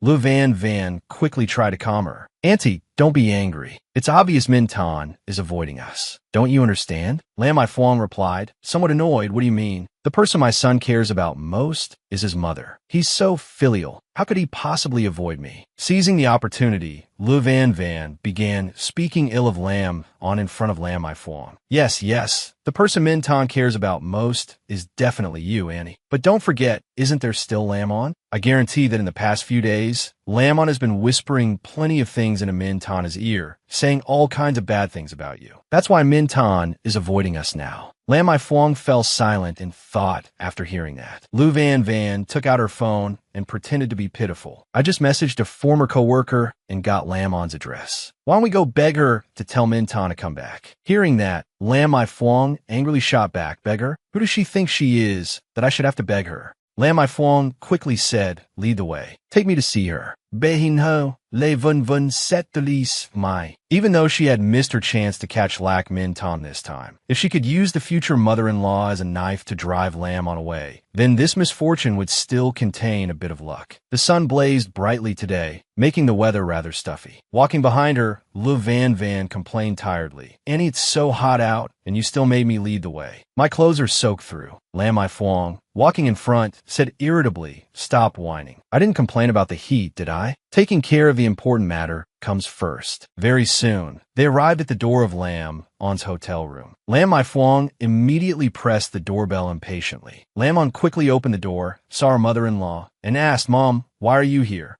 Without saying anything, Lam I Phuong walked straight into the room and looked around.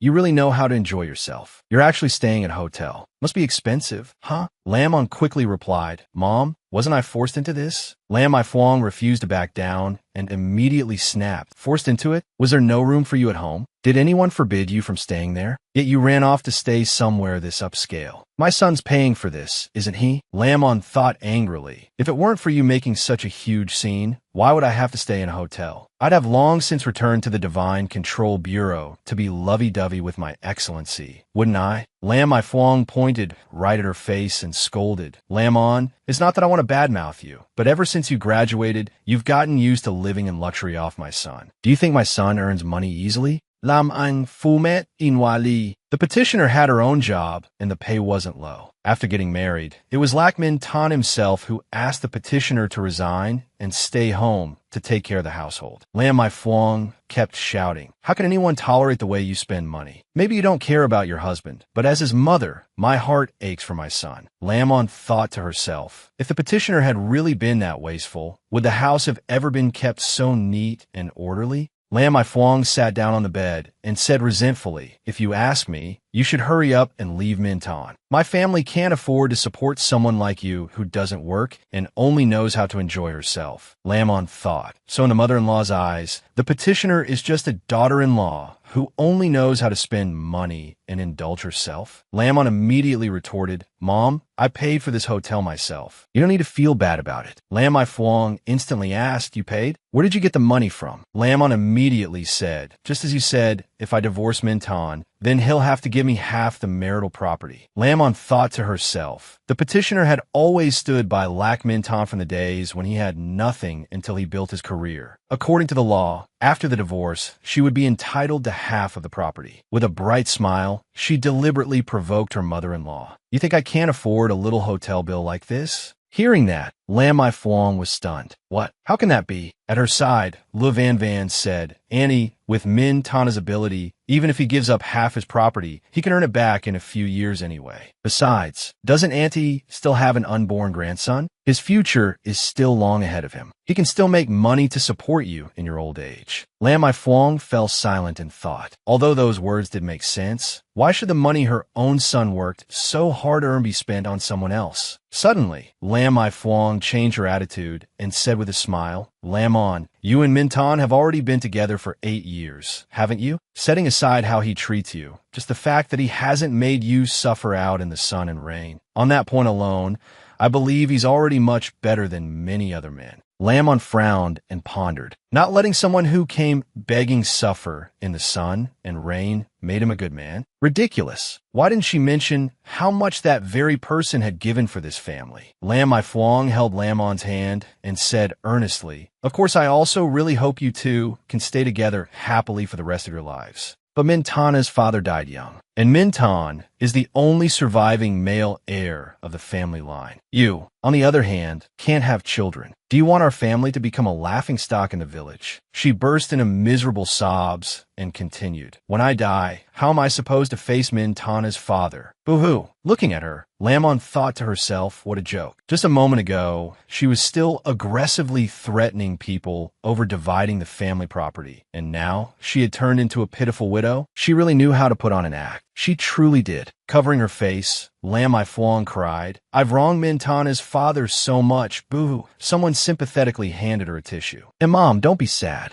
Lamon continued, Before, I already gave Min Tan divorce papers, but he refused to sign them. So the problem right now isn't that I refuse to divorce Min Tan. It's that Min Tan refuses to let me go. Hearing this, Lam Mai Fuang froze for a moment. A moment later, furious from embarrassment, she dragged Lu Van Van away. Van Van, let's go home. Watching Lam Mai Fuang and Lu Van Van leave, Lamon said to me too, How did this petitioner end up with such a boorish mother-in-law who can't tell right from wrong? Her son cheated, and through the whole thing she didn't say a single word of apology. Instead, she blames me. That's really too much. Me too quickly replied. Lu Van Van won't be able to escape today's show. Lamon stood up and flicked her hair back. Exactly. Isn't she in such a hurry to die? Then let's begin. Lamon stood up and flicked her hair back. Exactly. Isn't she in such a hurry to die? Then let's begin. Downstairs, Lam Mai Fuang said angrily. Lamon can't even lay an egg. So how is it that Minton is still so infatuated with her? Lu Van Van put on a slightly self-reproachful expression and said, Maybe I'm just not outstanding enough. Lam Mai Fuang went over and comforted her. Van Van, don't say that. Just the fact that you can bear children already makes you many times better than Lamon. Just focus on giving birth to this baby first, and we'll talk afterward. What she didn't know was that beside her, Lu Van Van had already revealed a scornful look. Floating above them, Lamon laughed and said, Ha ha ha, give birth first and talk later? If she gives birth and Min Tan still doesn't accept her, then she'll just be a single mother. With a child in tow, will she still be able to find a husband later? Lei Vun Vun Tao Do He Sai, A Moment La Do, Lei Vun Vun spoke up. Auntie, I love Min Tan, so of course I'm willing to have his child. But my parents would never accept me having a child before marriage. She wiped away tears and pretended to sob. Even now, I still don't dare tell them that I'm pregnant. If they find out, they'll definitely force me to abort the baby. When Lam Mai Fuang heard that, she immediately said loudly, Ah no, don't tell them. In an extremely certain tone, she said, When I get the chance, I'll call Lamon home, keep her there, and Minton will definitely come back too. As long as Minton comes home, even if it kills me, I'll force him to divorce and marry you. Hearing this, Lu Van Van replied happily, With those words from you, Auntie, I can rest easy. When they came near a drink shop, she asked again, Auntie, I'm really thirsty. I'm going to the store to buy a bottle of water. Do you want one? Lam Mai Fuang pouted and said, "Is there no water at home, or what? We'll be home in half an hour. Can't you endure it for a little while? Why waste money like this?" Rejected, Lu Van Van pretended to look pitiful again. "Even if I don't drink, the baby has to." Lam Mai Fuang said helplessly, "Fine, fine, fine. I seriously can't stand you city people." Lu Van Van went into the shop and said, "Boss, 1 bottle of soda." The man across from her quickly replied, 12 yuan. As Lu Van Van was taking out her phone to pay, a hand suddenly appeared. He wrapped his arms around her and affectionately called her, "Baby." The sudden hug from behind made Lu Van Van scream in fright. Who are you? Let go of me." The man unhesitatingly kissed her on the cheek. "Baby, lạc minh thành ý here. Why are you pretending with me? Bụt lê vân vân kẹp đót ging. Don't touch me. If you don't let go, I'm calling the police." That man pretended to be heartbroken and said, "What's wrong with you? Pretending not to know me? Has Lac Minh Tan acknowledged this baby yet? Did you manage to swindle money out of him?" Lu Van Van struggled hard and said, "What are you talking about? I don't understand a thing." Just then, Lam Mai Fuang rushed in and shouted, "Van Van, what's going on?" Lu Van Van shook her head in panic. "Auntie, I don't know what's happening either." The man, meanwhile, awkwardly scratched his head and said, "You must be President Lac's mother, right?" I am Van Van's fellow townsman. I was just joking with her a little. Please don't mind it, Annie." He quickly said goodbye and left. "I'll be going first," Lam Mai Fuang asked loudly. "That young man just now was your fellow townsman?" Lu Van Van quickly replied, "I don't know him either." Lam Mai Fuang didn't believe her and asked again, "Really? If you don't know him, how did he know your name? And even my son's name, too." Lu Van Van started shedding crocodile tears again and said aggrievedly, "Auntie, I really don't know anything." Seeing her cry, Lam Mai Fuang hurriedly comforted her. All right. I didn't mean anything by it. I was just curious, so I asked a little. Don't cry. Being upset while pregnant is bad for the baby." Lê vân vân quickly ziplit zets. At this moment, a pair of bare feet was walking down the road. The man from earlier had already changed back into his original appearance. He excitedly asked, "Lamon, how was it? Good acting, right?" Lamon immediately gave him a thumbs up. "Not bad. Excellent." He quickly turned around and said listlessly, "All right then, I'm going back to sleep." Watching him leave, Lamon smiled and said, "If you ask this earth god to do proper work, he probably couldn't handle it. But if you ask him to play a hooligan harassing decent girls, he does it better than anyone." Lam Ang Sai. If I weren't in a hurry to return to the Divine Control Bureau, I'd really like to stay with him for a few years. By then, I probably wouldn't even need to do anything. Lu Van Van would already have been driven mad by that vicious mother-in-law.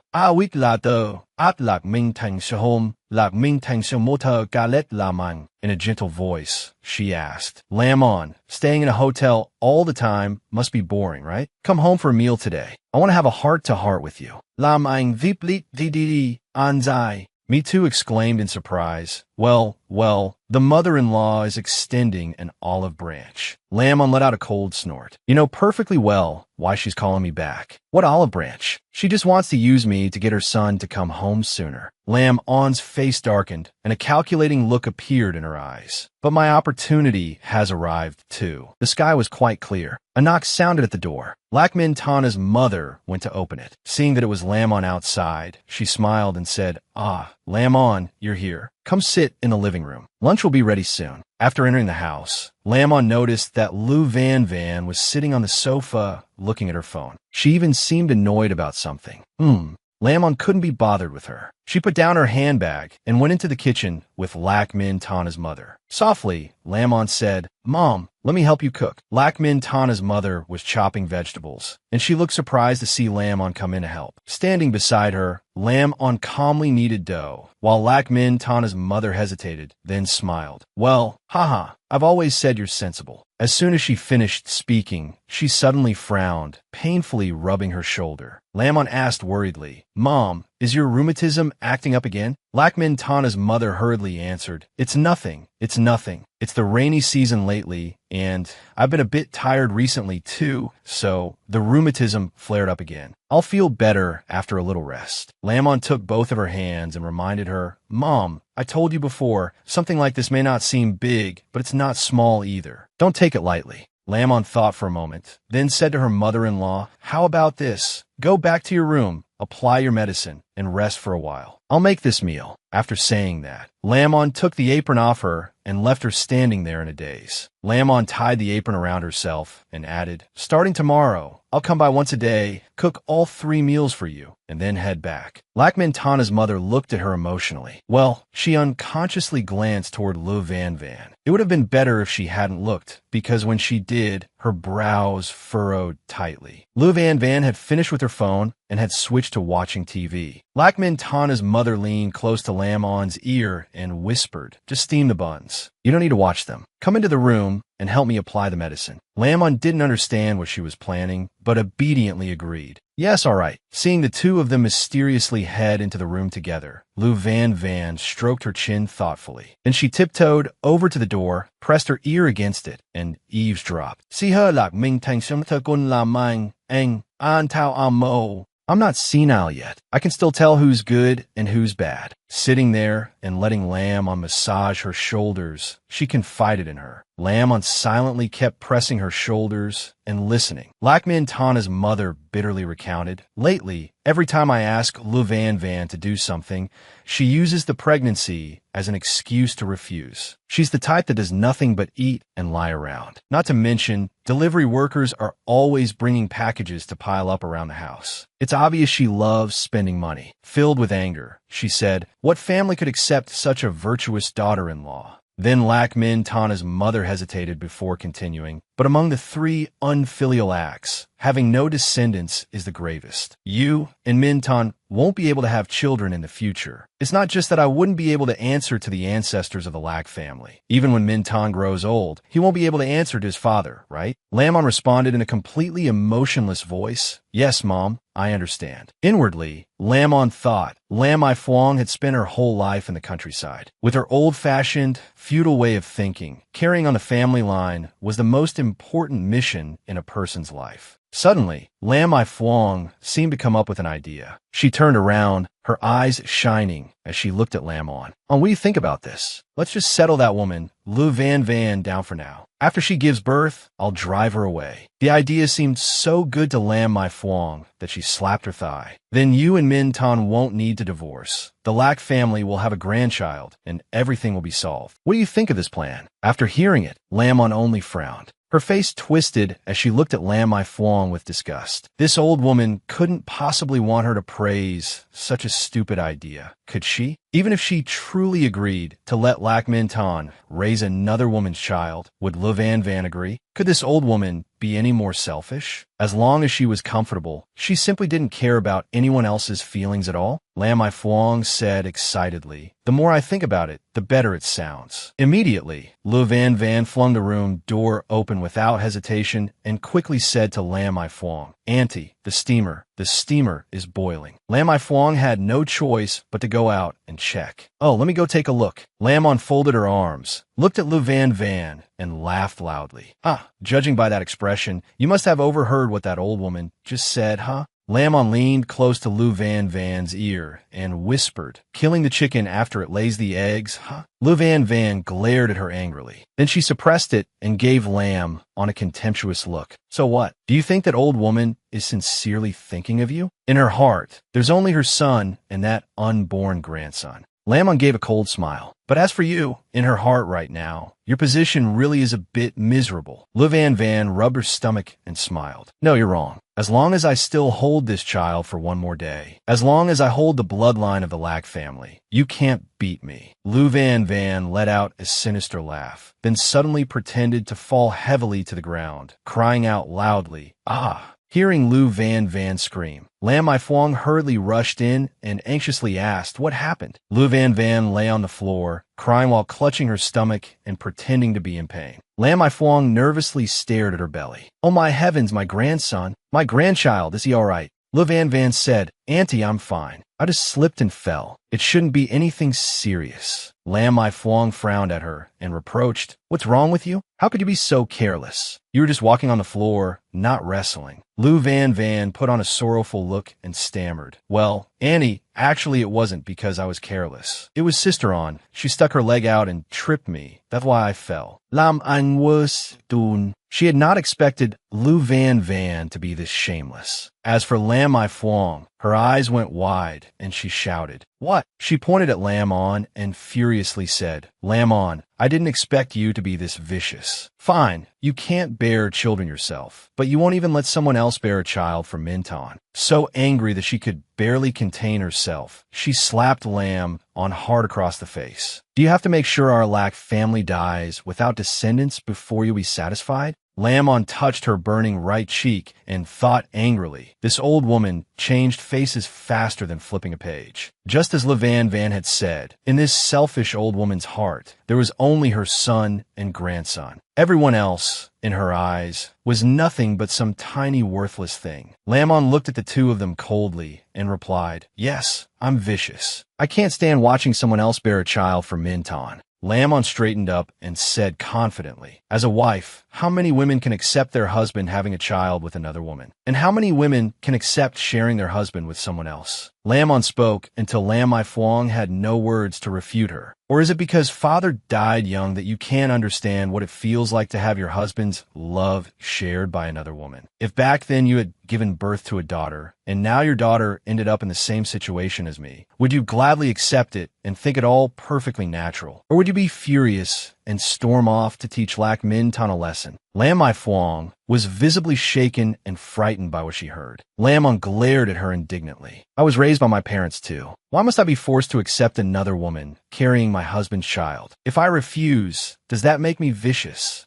Lam-on clenched her fists and said loudly, "Then I'd rather be a vicious woman." Only then did Lam-I-Fuang become flustered, but she still forced herself to say, "Yes, I know this isn't easy for you either, but that still doesn't give you the right to harm Minton's child." Lam-on walked closer to Luvan and replied coolly, "Mom, let me tell you the truth. Forget harming this child. So what if I did? Lam-an Juka Sopti. After all, the child she's carrying isn't Minton's anyway. Le Vun Vun Phila." She immediately stood up and refuted Lam-on. "What nonsense are you standing there spouting? If the child in my belly isn't Minton's, then whose could it be?" Lam-on slowly explained to the two of them. When she was 3 months pregnant, Minton had to go to the company's branch office for work to inspect the production line there. As she spoke, Lam-on took a report file out of her handbag. She tossed it onto the table and continued. "At that time, due to a worker's mistake, there was a toxic gas leak. The doctor said that because Minton inhaled the toxic gas back then, it affected the viability of his sperm. Since I was already pregnant at the time, we didn't think it was a big deal.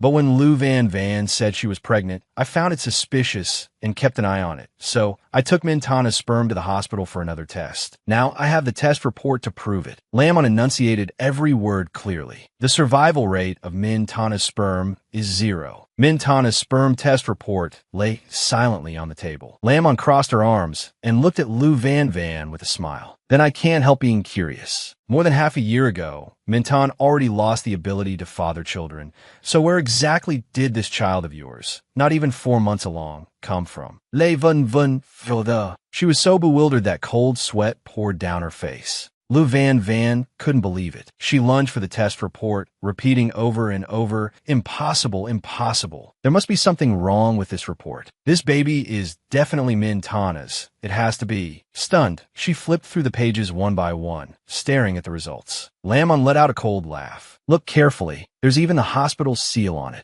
Luvan burst into tears in panic and turned to Lam-I-Fuang. Annie, you have to believe me." By now, Lam-I-Fuang's anger had exploded. Without hesitation, she slapped Luvan hard across the face. "How am I supposed to believe you?" The sharp smack rang through the air, and Luvan cried out in pain. "Suden Li, Lam Mi Fung Zembet Shometing." If I'm not mistaken, then the man who showed up at the shop that day is the baby's father, isn't he? Luvan held her swollen cheek, looking dazed. That day, she hurriedly tried to explain, "Auntie, I already told you that day. I really don't know that man. La Mi Fung Snot Gun Li. Don't know him?" As if. The moment that man heard I was Minton's mother, he got scared and ran off. That proves he had a guilty conscience. She pointed at Luvan and cursed. "You shameless bitch. How dare you conspire to swindle my son out of his money? Get out. Get out of here right now." Luvan tried to grab Lam-I-Fuang's hand, frantically protesting that's not it, Annie, really it's not. I never thought of tricking Min Tan out of his money. Lam I Fuang shove her away hard and said to Lam On, throw this little bitch out for me. Lam On obeyed at once, grabbing Lu Van Van by the arm. She dragged her outside, while Lu Van Van still desperately insisted, Auntie, the baby in my belly really is Min Tanis. Really? Lam I Fuang no longer listened to a single word. The more she looked at her, the more disgusted she felt. Lam An Flung Le Vun Vun Ao Stit, marking her sticker unsteadily. Lam uncurled her lips, her expression like she was about to do something vicious. And that was exactly what happened. Taking advantage of the moment when Lu Van Van hadn't regained her balance, Lam unshoved her straight down the stairs. Le Vun Vun Screaming Devil. Ah! She tumbled down step by step, crying out in pain the whole way. At that moment, a patch of red blood was already spreading beneath Lu Van Van's lower body. Groaning, she said, It hurts. It hurts so much. She struggled to turn toward Lam On, one hand clutching her stomach and the other reaching out to her for help. Help me. Hurry. Call 120. Standing above her, Lam On looked down at Lu Van Van and laughed in fury. I'll save you. Doesn't this scene feel awfully familiar? Do you remember when I was pregnant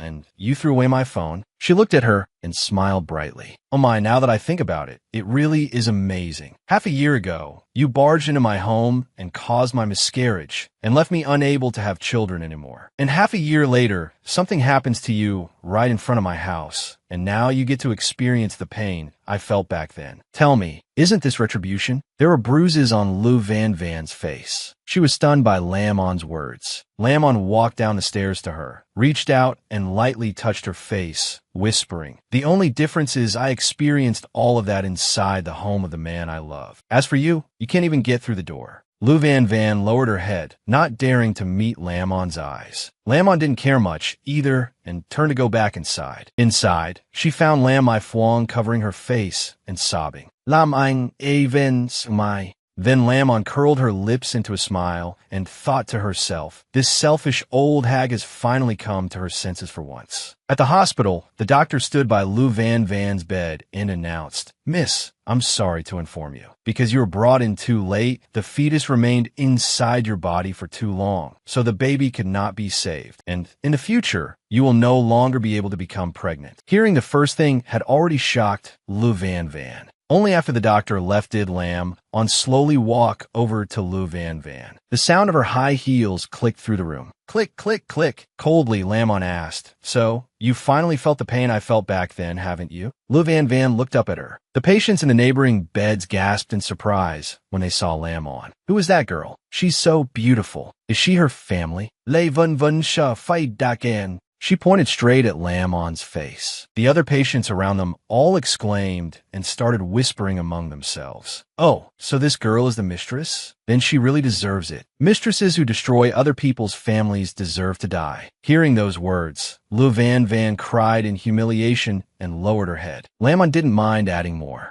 Lam On leaned close to Lu Van Van's ear and whispered, The man who appeared in front of the drink stall was one of my people. And the report saying Min Tan can't have children was fake too. Lu Van Van ground her teeth so hard they almost cracked. She screamed, I knew it. I knew this vicious woman was behind it. I'm going to tell Min Tan about this. Lam On looked at her as if she were an idiot. And what exactly are you going to use to tell him? Isn't it true that now you have no evidence left? Lu Van Van was so furious she couldn't speak.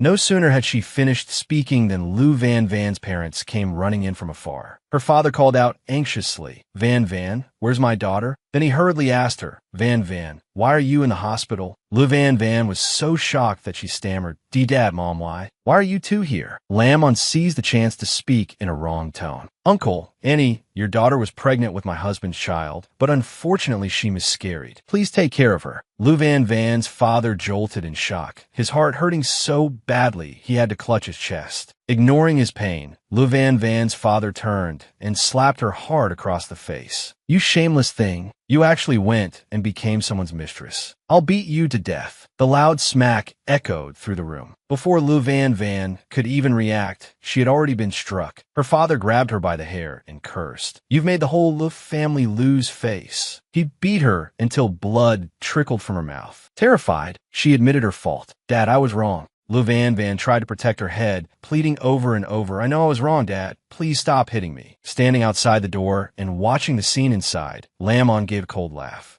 Holding her stomach, she floated in midair while using her invisibility spell, calculating to herself. Now, that Lu Van Van has been dealt with. Next is that scumbag Lac Minh. On a night full of moonlight and stars, Lac Minh was in a clothing store, pointing from one item to the next as he ordered the staff. "This one, and that one too. Wrap them all up for me." He thought to himself, "Today is my wife's birthday. If I buy her these gifts, she'll definitely be touched." Lac Minh admired the jewelry, and after a while he told his salesperson, "Take this diamond ring for me too." Suddenly, his phone pinged. When Lac Minh opened it, he saw a message from Lu Van Van. She had sent him many texts. "Minh Tang, say meh. Please save me. Without you, I'll die." Unfortunately, Lac Minh felt no pity for her, only disgust. He frowned. "What a nuisance." He replied, "I've already returned to the right path, Lu Van Van. Let's never see each other again." Lac Minh bulop le vun vun. Thin clouds drifted across the dark night sky. Walking down the street, Lac Minh held a bouquet of flowers in one hand and all the gifts for Lamon in the other. He called her and asked, "Honey, where are you now? It's your birthday today." Lamon was sitting somewhere, dressed in glamorous clothes, a glass of wine in her hand. In an indifferent tone, she replied to Lac Minh, "Oh, I'm celebrating my birthday with friends." As soon as she said that, two young male servers leaned in close to her. One of them poured Lam on more wine. "Come on, baby, it's your birthday today. Let's drink our hearts out." The other server standing beside her also held up a glass and nodded. "That's right, drink as much as you want." Lac Minh panicked when he saw his beautiful wife surrounded by several young male servers. He hurriedly asked Lamon, "Honey, where are you? I'm coming to find you right now." Lamon took a sip of wine and replied, "I'm at the Western restaurant behind your company." Lac Minh safai dak in. "All right, I'm coming right away." With that, he hung up and went to find Lamon. Lac Minh was carrying all the things in his hands, but still tried to walk faster. The traffic light turned red. In the distance, a large car came toward him. Lac Minh never expected it would slam straight into him. The driver blared the horn desperately for him to get out of the way. Beep, beep. But it seemed it was already too late. Lac Minh stared at it wide-eyed, and in the end, a bloody scene unfolded. On this side, Lamon had shed that shell and returned to her true body. Floating in midair, she said to the black-haired Lamon, "I've helped you fulfill your wish and drive the mistress away. Now you and your husband will be together forever." The black-haired Lamon smiled. "Thank you." Lamon asked her, "Where is that thing?" The black-haired Lamon removed the ring from her finger and said softly, "This ring was my engagement ring with Minh, even though it only cost 5 T.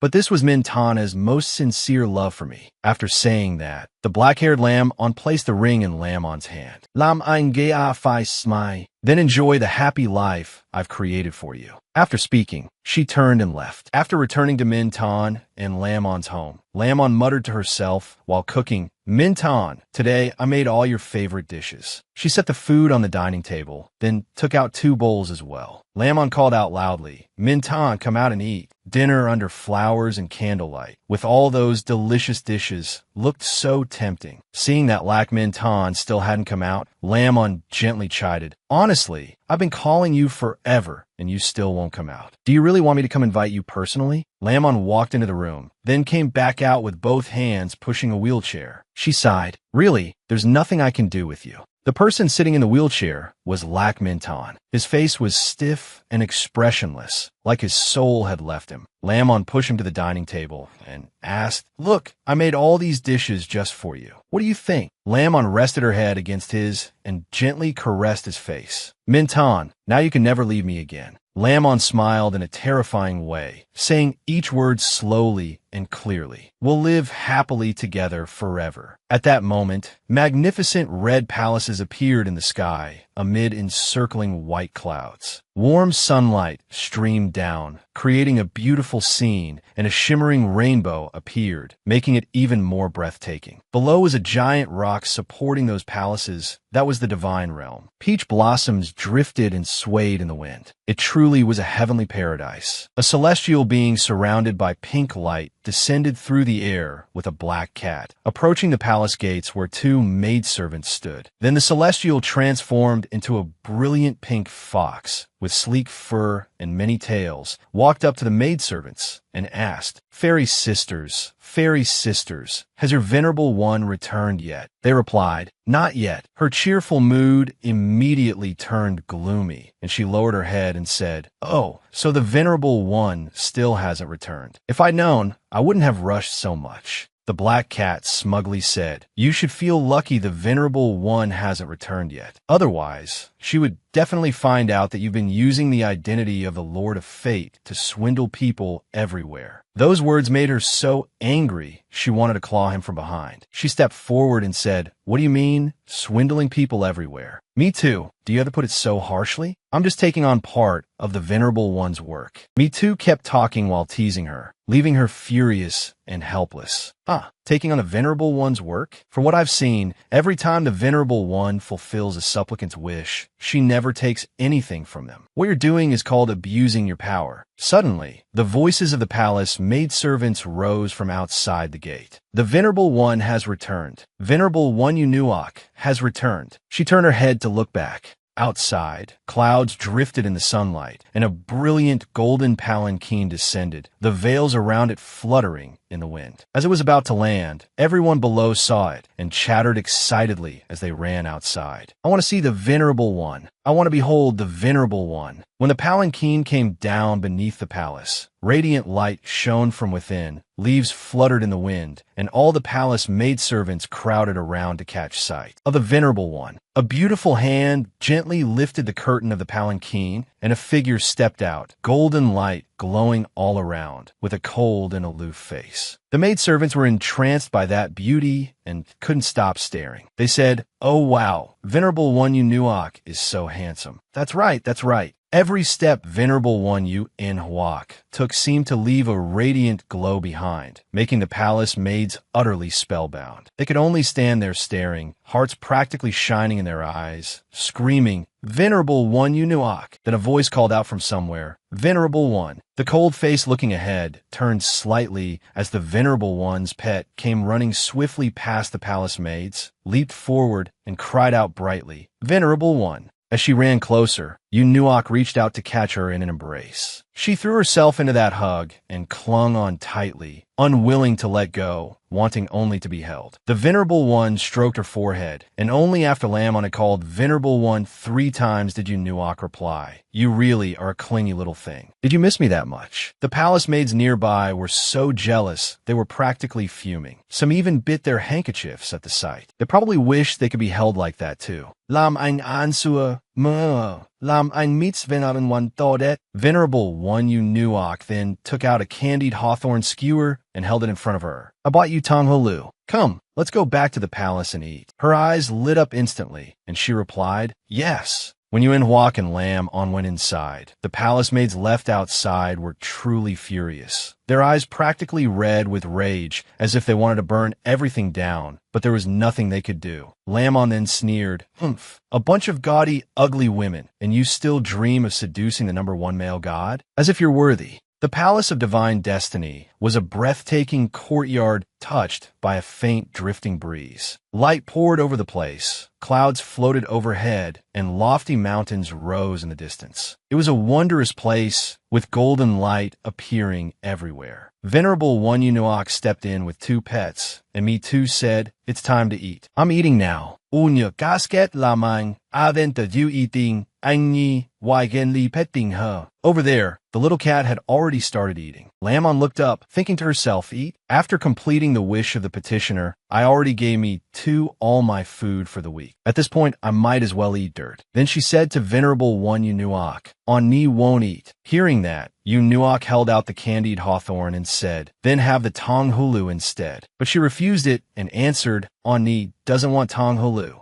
Ani wants Venerable one to kiss me. She stared expectantly, eyes full of anticipation, while me too, sitting over there licking his paw, snorted, "Boy crazy." Laughing as Unuak looked at her, the Venerable One said, "There's really no dealing with this clingy little thing," and drew her closer. Her eyes instantly shone. Sitting there, Venerable One, Unuak slowly lifted the little one up, making her cheeks flush pink, as if bubbles were appearing all around them. The creature in Unuak's arms looked like a fox, with sleek, fluffy pink fur. It seemed thoroughly content being pampered like this. Suddenly, a voice rang out, startling both Unuak and the little fox. "Vendabenwan, fedi no kingbing ziket an odien." After hearing this, Unuak calmly and unhurriedly replied, "Let her in." In contrast, the pink fox silently fumed. Damn it, why couldn't she come earlier or later? Why now of all times? Its fur practically stood on end. The fairy attendant stepped aside, and another fairy appeared, bowing politely. "Greetings, Venerable One Unuak." In her hand, she held a rather small bottle with a plant inside it. Her expression was gentle, and she looked quite beautiful. Venerable One Unuak replied indifferently, "You are too courteous, fairy. I wonder what brings you here today." She smiled softly and said gently, "I heard that Venerable One Unuak had just returned to the palace, so I came to borrow the snow blossom bone for a purpose. I wonder if that would be possible." Still holding the little fox tenderly, Unuak answered briefly, "Of course." Then Unuak lightly handed the fox over to the fairy and said, "Help me look after Lamon. I'll go fetch it." The fairy accepted her and nodded gently. With that, Unuak turned and walked inside. The fairy held Lamon in her arms, stroked her head, and said, "My Ani is getting cuter and cuter." Lamon happily replied, "Big Sister Fairy is getting prettier and prettier too." That compliment made the fairy smile so hard her eyes narrowed. Ani's mouth is getting sweeter and sweeter too. Lamon looked delighted as well. Ha ha ha. It was rather strange seeing the two of them chatting and laughing so cheerfully. Then the atmosphere suddenly fell silent. In the very next second, the fairy threw Lamb onto the ground and shouted, "Humph, you little beast. Venerable One Unuak only treats you as a toy. Why are you still clinging to the Venerable One even now?" Lamon landed steadily enough, but inwardly she felt sickened by the false sweetness from moments ago. After steadying her emotions, she cast a sideways glance at the fairy and replied smugly, "Oh my, I'm afraid some people would love to be Venerable One's toy and still wouldn't be able to manage it." Since that woman was obviously jealous, Lamon was determined to provoke her until she exploded. The fairy gave a faint, smug laugh, her words full of malice. "That's right, I can't. But no matter what, I'm still a fairy, while you're just a beast that can't even take human form. And you dare think you're worthy of Venerable One Unuak?"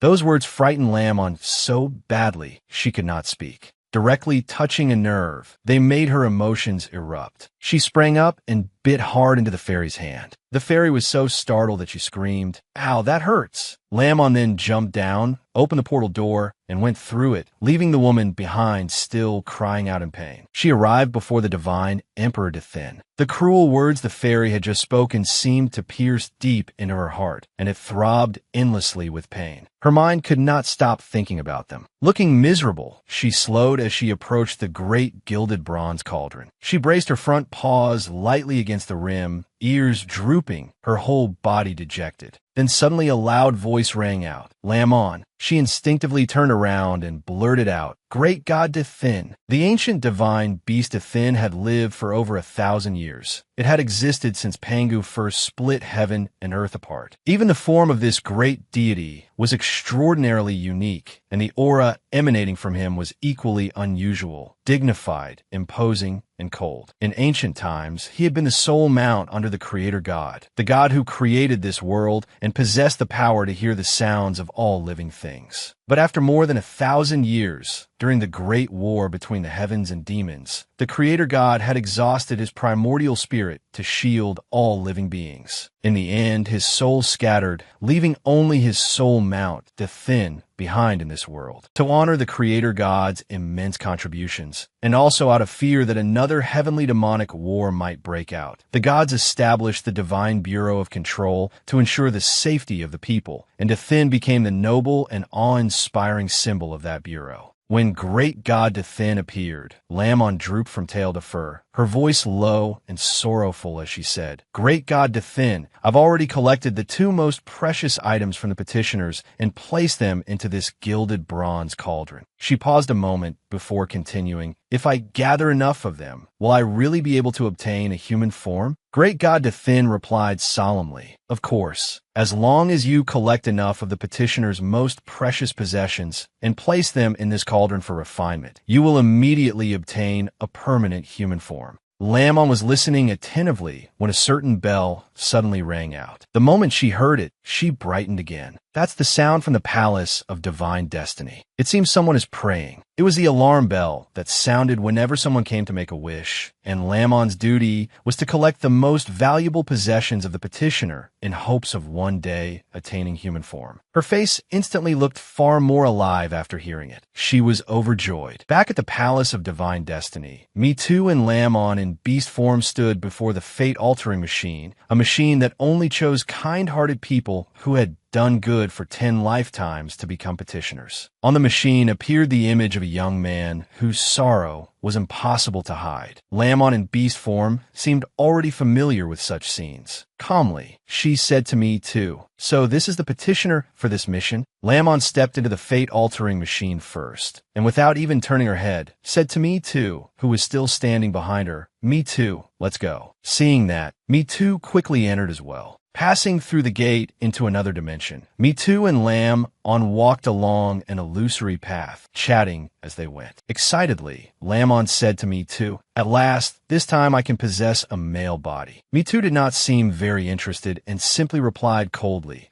Lammon could not contain her excitement. Holding her face, she kept asking question after question. "Then how will I pee? Standing up or sitting down? Will I be able to flirt with girls too?" Faced with Lammon's questions, Mitu only responded indifferently. "Idiot." Lammon immediately sulked and snapped back, "Insulting me again. To hell with you." But then, because of her duty, Lammon took the initiative to make peace first. "Me too. 3 meals. Give me the background information on the petitioner." Mitu seemed to accept the bargain and began providing the mission background, along with information about the petitioner and his circumstances. The setting of this mission is 21st century Japan. The petitioner's name is Kanam Tasahiko, male, 18 years old this year. He is the eldest grandson of NAMA-MANGAI, the man who controls Japan's #1 underground family. He lost his mother when he was young. His father drank all day and before long took a new wife. His stepmother then colluded with his uncle and regularly subjected him to domestic violence. Even that brief summary of Tasahiko's circumstances was enough to show he had grown up in a deeply unhappy childhood. His tragic youth became even clearer through the childhood memories that appear before them. Tasahiko was being struck hard by his stepmother. Irritated, she scolded him. "Tasahiko, why are you eating with your left hand?" Frightened, Tasahiko cried, "Mom, I was wrong. I won't dare do it again next time." Recalling it sadly, Tasahiko thought, "That was the first time I was beaten. I was only 3.5 years old then." Another moment from his childhood memory followed. His stepmother sat above him with her hands on her hips, pointing at him as she scolded, "Tasahiko, why didn't you come greet me this morning?" Tasahiko knelt timidly on the floor and replied, "Mother." Tasahiko knows he was wrong. And so, Tasahiko continued recounting every painful phase of his life while he still lived with his stepmother. Later on, whenever she was in a bad mood, she would take it out on me. Not long after, she gave birth to my younger half-brother, Kanam Ryurin, and she abused me more and more. The appearance of that younger brother only crushed him further, as even the small scraps of attention he had once received from those around him gradually disappeared. His stepmother's behavior only grew worse, culminating on one freezing winter night. His memory continued to replay. When I was 5 years old at a time, when everyone thought I had already frozen to death, little Tasahiko was huddled all alone in the snow, shivering in the bitter cold, dressed in thin clothes as he cried fearfully, "Mom, where are you?" "Tasahiko feels so awful. Please take Tasahiko with you." He recounted it painfully. "I survived by a miracle. That was the first time I met my grandfather, Kanamaji." Tasahiko quietly reflected on that moment, a turning point that opened a new life for him. Back then, he had timidly stood before the old man. Grandfather Kanam Tasahiko, Kanamaji, had spread his arms kindly and said he wanted to nurture him. "Tasahiko, I am your grandfather. From now on, every year, you will come stay at my house for 1 month. I want to raise you into a worthy heir of the Canham family. And so, he happily ate with his grandfather, as if he had accepted that proposal. From then on, it was as though a new chapter of his life had opened. Time passed quickly. In Japan, at Kansai International Airport, Canham Tasahiko returned, pushing his suitcase. He had now grown tall and mature,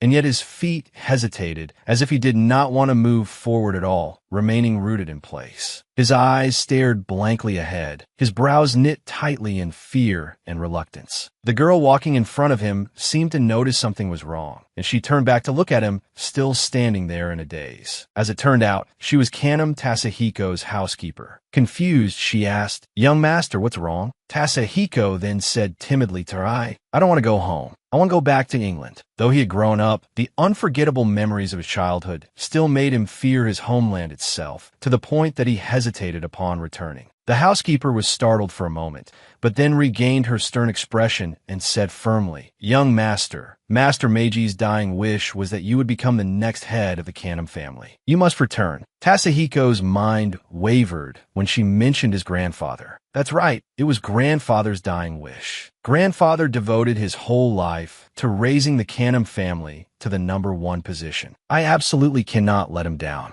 Suddenly, as if sensing something approaching, the housekeeper's face darkened at once. She rushed forward and shoved Tasahiko aside, crying out in alarm, "Young master, be careful." In the next instant, she took the blow meant for him. Drops of blood began dripping from her wound. Tasahiko panicked, his face full of terror as he trembled and cried out, what is happening?" Before he could recover his senses, the housekeeper tightly grabbed his hand. Amid the panicking crowd, the housekeeper, blood still pouring from the wound on her chest, frantically dragged Tasahiko away. "Run, young master!" The people around them saw the blood and began screaming, murder!" After running for some time, the two of them took temporary shelter in the parking lot. Clutching her wound, the housekeeper weakly said, "It's temporarily safe here. Young master, I'm afraid I can't hold on much longer." She collapsed into his arms, blood at the corner of her mouth, but she still did not forget to worry about him. "Why, you must take care of yourself." Beside her, Tasahiko was horrified, trying desperately to hold her up. "No, don't die. You can't die." He cradled her body in his arms and cried out to the heavens in anguish. "Heavens, I can't even protect myself or the people around me. How am I supposed to take control of the Canham family? Can you help me?" At that moment, Lamon had already transformed into human form and slowly appeared from above before the astonished Tasahiko. Gently, she said to him, "Sure, I'll help you." Earlier, while still inside the fate-altering machine, Me had supplied Lam-On with information about the petitioner. 5 days ago, the head of the Canham family, Canham-Meiji, unfortunately passed away. The will he made before his death was also made public. In that will, the person chosen to inherit leadership of the Canham family was Canham Tasahiko, but he could only inherit once he turned 18. Lamon then asked Me, "So how old is the petitioner now?" Me answered at once, while also giving Lamon a mission for this round. "Your mission is to help him become the head of the Canham family." Lamon's sudden appearance seemed to terrify someone as weak-willed as Tasahiko, and he immediately shouted, "Ghost! There's a ghost!" Then he dropped unconscious on the spot, leaving Lamon utterly dumbfounded. Lamon was visibly taken aback by Tasahiko's ridiculous reaction and angrily yelled, "Damn it! Since I became the Destiny's sovereign, I've never once run into a petitioner who faints on the spot like this."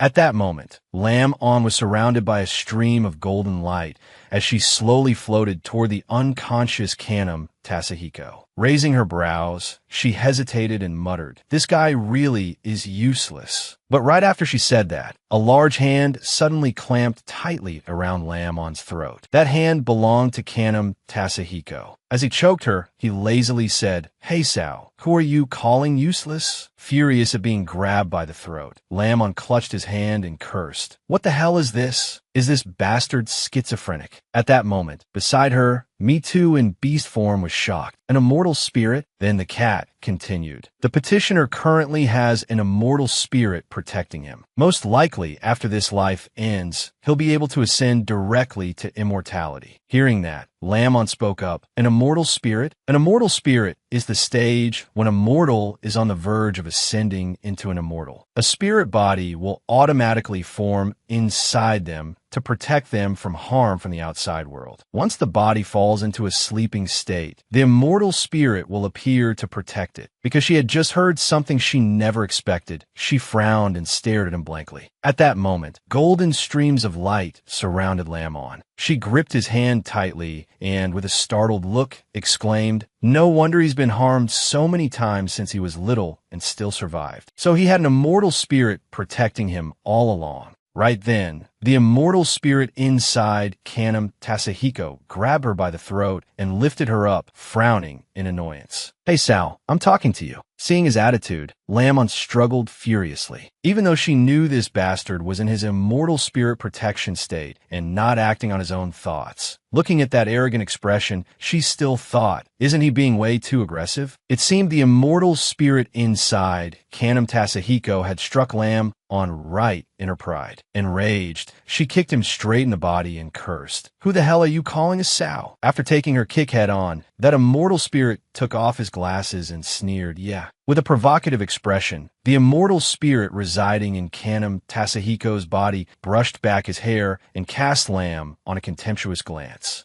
"Of course it's you." Unexpectedly, he suddenly raised his fist and charged at her at incredible speed, his face full of confidence as he continued. "You, Lam Ansha Fight Daken." She quickly raised a hand to block and exclaimed in alarm, frowning, "He's too fast." Not one to be outdone, Lamon swiftly launched a kick and attacked back. As she fought, she thought, even though I came from the immortal realm, in a mortal world, I can only rely on real skill. But Lamon's kick did not land on his body so easily. In an instant, that immortal spirit rushed in and punched her. Deflecting the blow nimbly, Lamon frowned and stared at him, muttering to herself. In terms of speed, technique, and physical strength, Kanam Tasahiko's immortal body really is incredibly strong. A while later, after being defeated, she clutched her face in pain, disheartened and on the verge of tears. "Wah, I can't beat him." Looking down at Lamon with a confident expression, Kanam Tasahiko said mockingly, "Humph, Sao, I think you're the real trash here." Suddenly, a hand shot out and grabbed his wrist. It was Me Too. Seeing that, the immortal spirit inside Kanam Tasahiko curled his lips in anger. "Humph," another one delivering himself to his death. But his punches couldn't trouble Me Too either.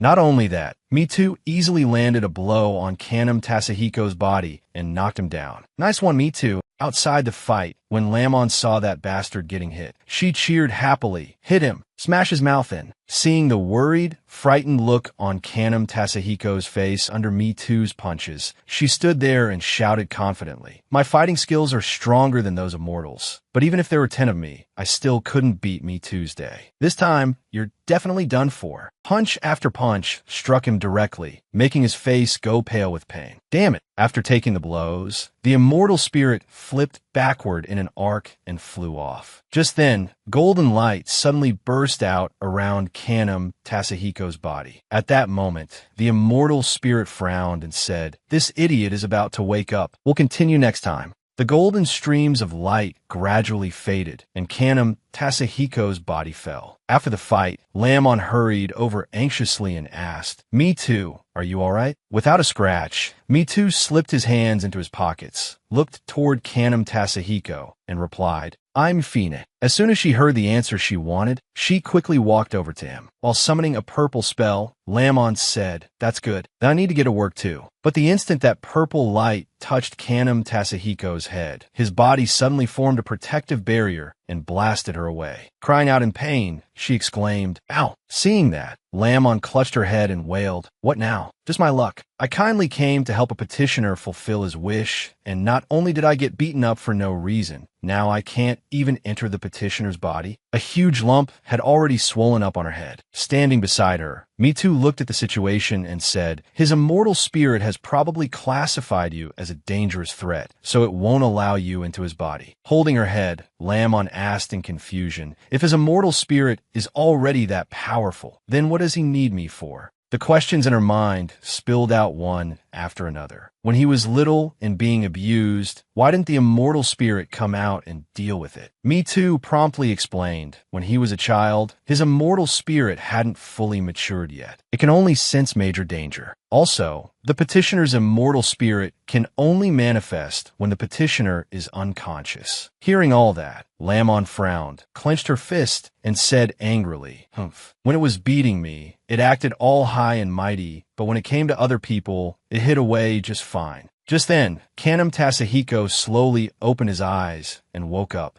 Ow! He sat up groggily and saw Lamon and Me Too standing in front of him. Stunned, he muttered, "Ghost." As if someone had touched a reverse scale, Lamon lunged forward and grabbed Tasahiko by the collar. "I'm not a ghost." He was so terrified he couldn't even close his mouth. Lamon said, "Listen to me before you pass out, okay? Didn't you just pray for heaven to help you?" Kanam Tasahiko, pale-faced, nodded obediently.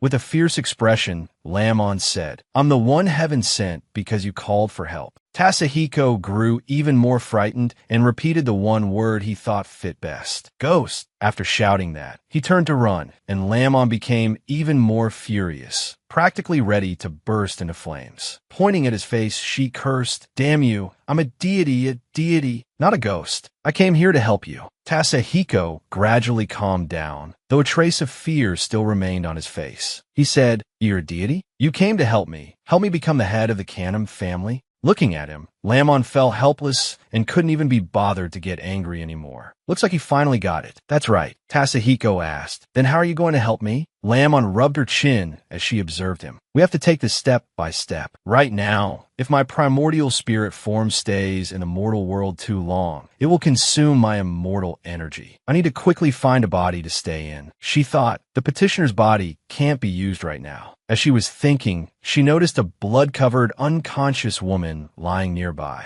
Got it. Faint shimmering purple light appeared. Floating behind Lam was a circular magic formation. She raised her hand and let a few drops of her own blood fall onto the woman's body lying on the ground. Blood contract. As the drops of blood fell onto her, a miraculous change occurred, and rings of light gradually appeared on the woman's body. Lamon descended and entered the woman's body from the glowing point. As soon as Lamon entered her, the woman immediately woke up. She opened her eyes, and the eyes in that body turned one purple and one gold. The body had now completely become Lamon. Happily planting her hands on her hips and brushing back her hair, she declared, "The strongest female butler, Lamon, has arrived." Timid Tasahiko, having just witnessed a soul entering a body, completely lost his mind. He screamed in terror again, "Ghost!" Not even a second later, as if his soul had left his body, Tasahiko collapsed to the ground and fainted. Ugh, Lamon could only give up. This guy really is useless. I seriously don't understand why the former family had entrusted such an important position to him. Suddenly, a group of people charged in from outside. One of them pointed a gun at her. You won't escape." In a flash, Lamon was already beside him. She curled her lips into a smile and grabbed the arm holding the gun. The man had been attacked, so suddenly he had no time to react. Lamon slammed him hard to the ground, and the group beside him recoiled in fear. But they were unable to escape Lamon's wrath. She swung her leg and sent the rest of them flying. Everyone screamed in pain.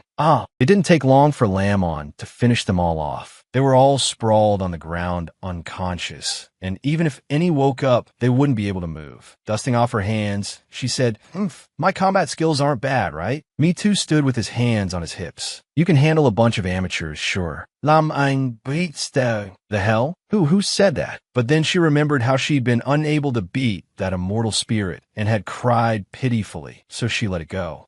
Forget it. Me Too and Lamon helped Tasahiko up, and she said, "There are probably still plenty of assassins outside. We need to get him out of here quickly." Me Too agreed. Once outside, after they settled into the car, Tasahiko had also woken up. Folding her arms and sitting up straight, Lamon said to him, "From now on, I'm your butler. Gon me lamang. That's what happened. I've explained everything clearly. I'm the one heaven sent down to help you fulfill your wish. Tasahiko asked in confusion. Then where are we going now? You idiot. Lamon smacked him on the head and explained, if I'm going to help you reclaim your position as family head, then of course we're going back to the Canham household. Foolish Tasahiko could only grimace and dodge. Ow, that hurts. That really hurts. After traveling for a while, they finally arrived at the vast estate of the Canham family. Knock, knock, knock. Lamon stood at the door and knocked repeatedly. An older woman came out from inside, her face full of displeasure. Who are you people? She glanced at the two of them, and Tasahiko suddenly trembled in fear and shrank behind Lamon. Confused, she asked, what is it? With a frightened expression, he answered, She's Kazuhirika. Cautiously clutching Lamon's arm, Tasahiko explained, she's my stepmother's servant. She should be at my father's house. So why is she at my grandfather's house? Lamon thought, these people must have seen that the old master is dead and want to occupy the magpie's nest. She calmly looked straight ahead. Looks like you're very afraid of her. Behind her, Tasahiko nodded, his expression full of anxiety.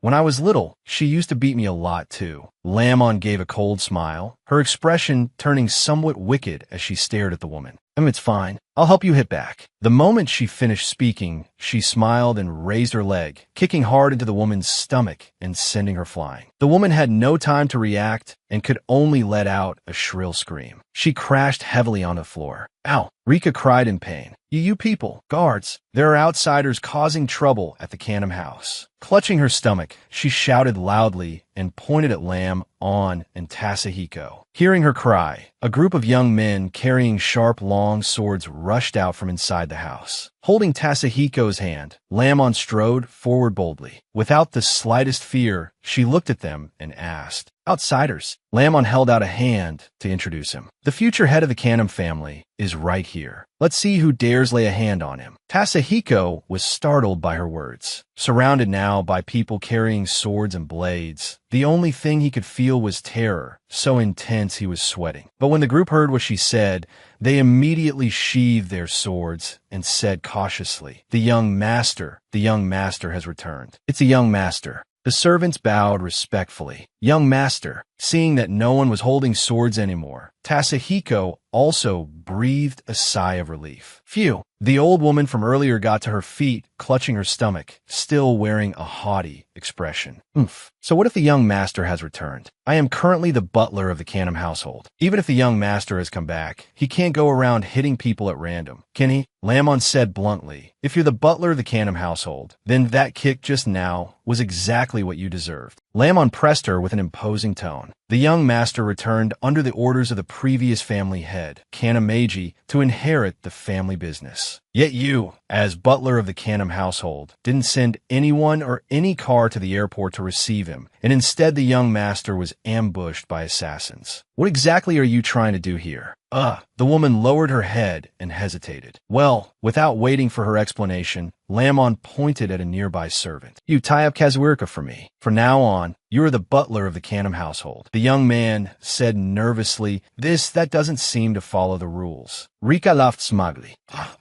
Lamon walked over to another young man with blonde hair and pointed at the woman. You, tie up those two and beat them. From now on, you're the butler of the Canham household. The blonde young man brightened at once and obeyed immediately. Understood, I know. At that moment, Rika's expression changed. The newly appointed butler immediately gave the order. As the new butler, I order you all to tie up Kazuhirika and her lackey and beat them. The others answered, yes, and quickly bound Rika and the other person. The old woman and her accomplice were hung from a tree and beaten. Lam ein Gast a Seidung gelang. This is exactly what it means that where there are rewards, brave men will appear. So what if half the Canham household belongs to Tasahiko's stepmother? She smiled. In the face of profit, all loyalties become worthless. The two people tied up there were beaten until they were a complete mess. Rika still refused to submit and kept cursing nonstop. You little bitch, are you crazy? Are you trying to rebel? Rebel. The people below ignored her completely, putting force into every lash. She cried out in pain, When the beating was over, Lamb-on walked up to her.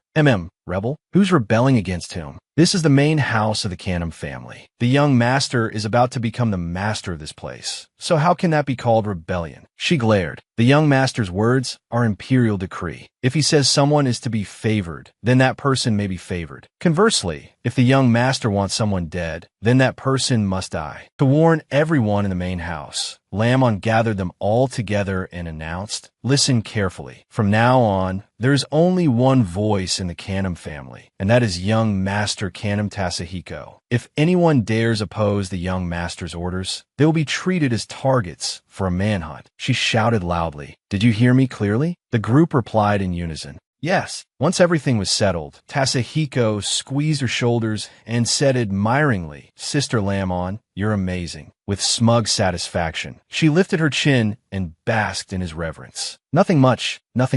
Third-rate world." Then she turned serious. "Take what happened just now as a lesson I taught you. Remember this well. Establish your authority." "Got it." Tasahiko smiled happily, his innocent face beaming at her.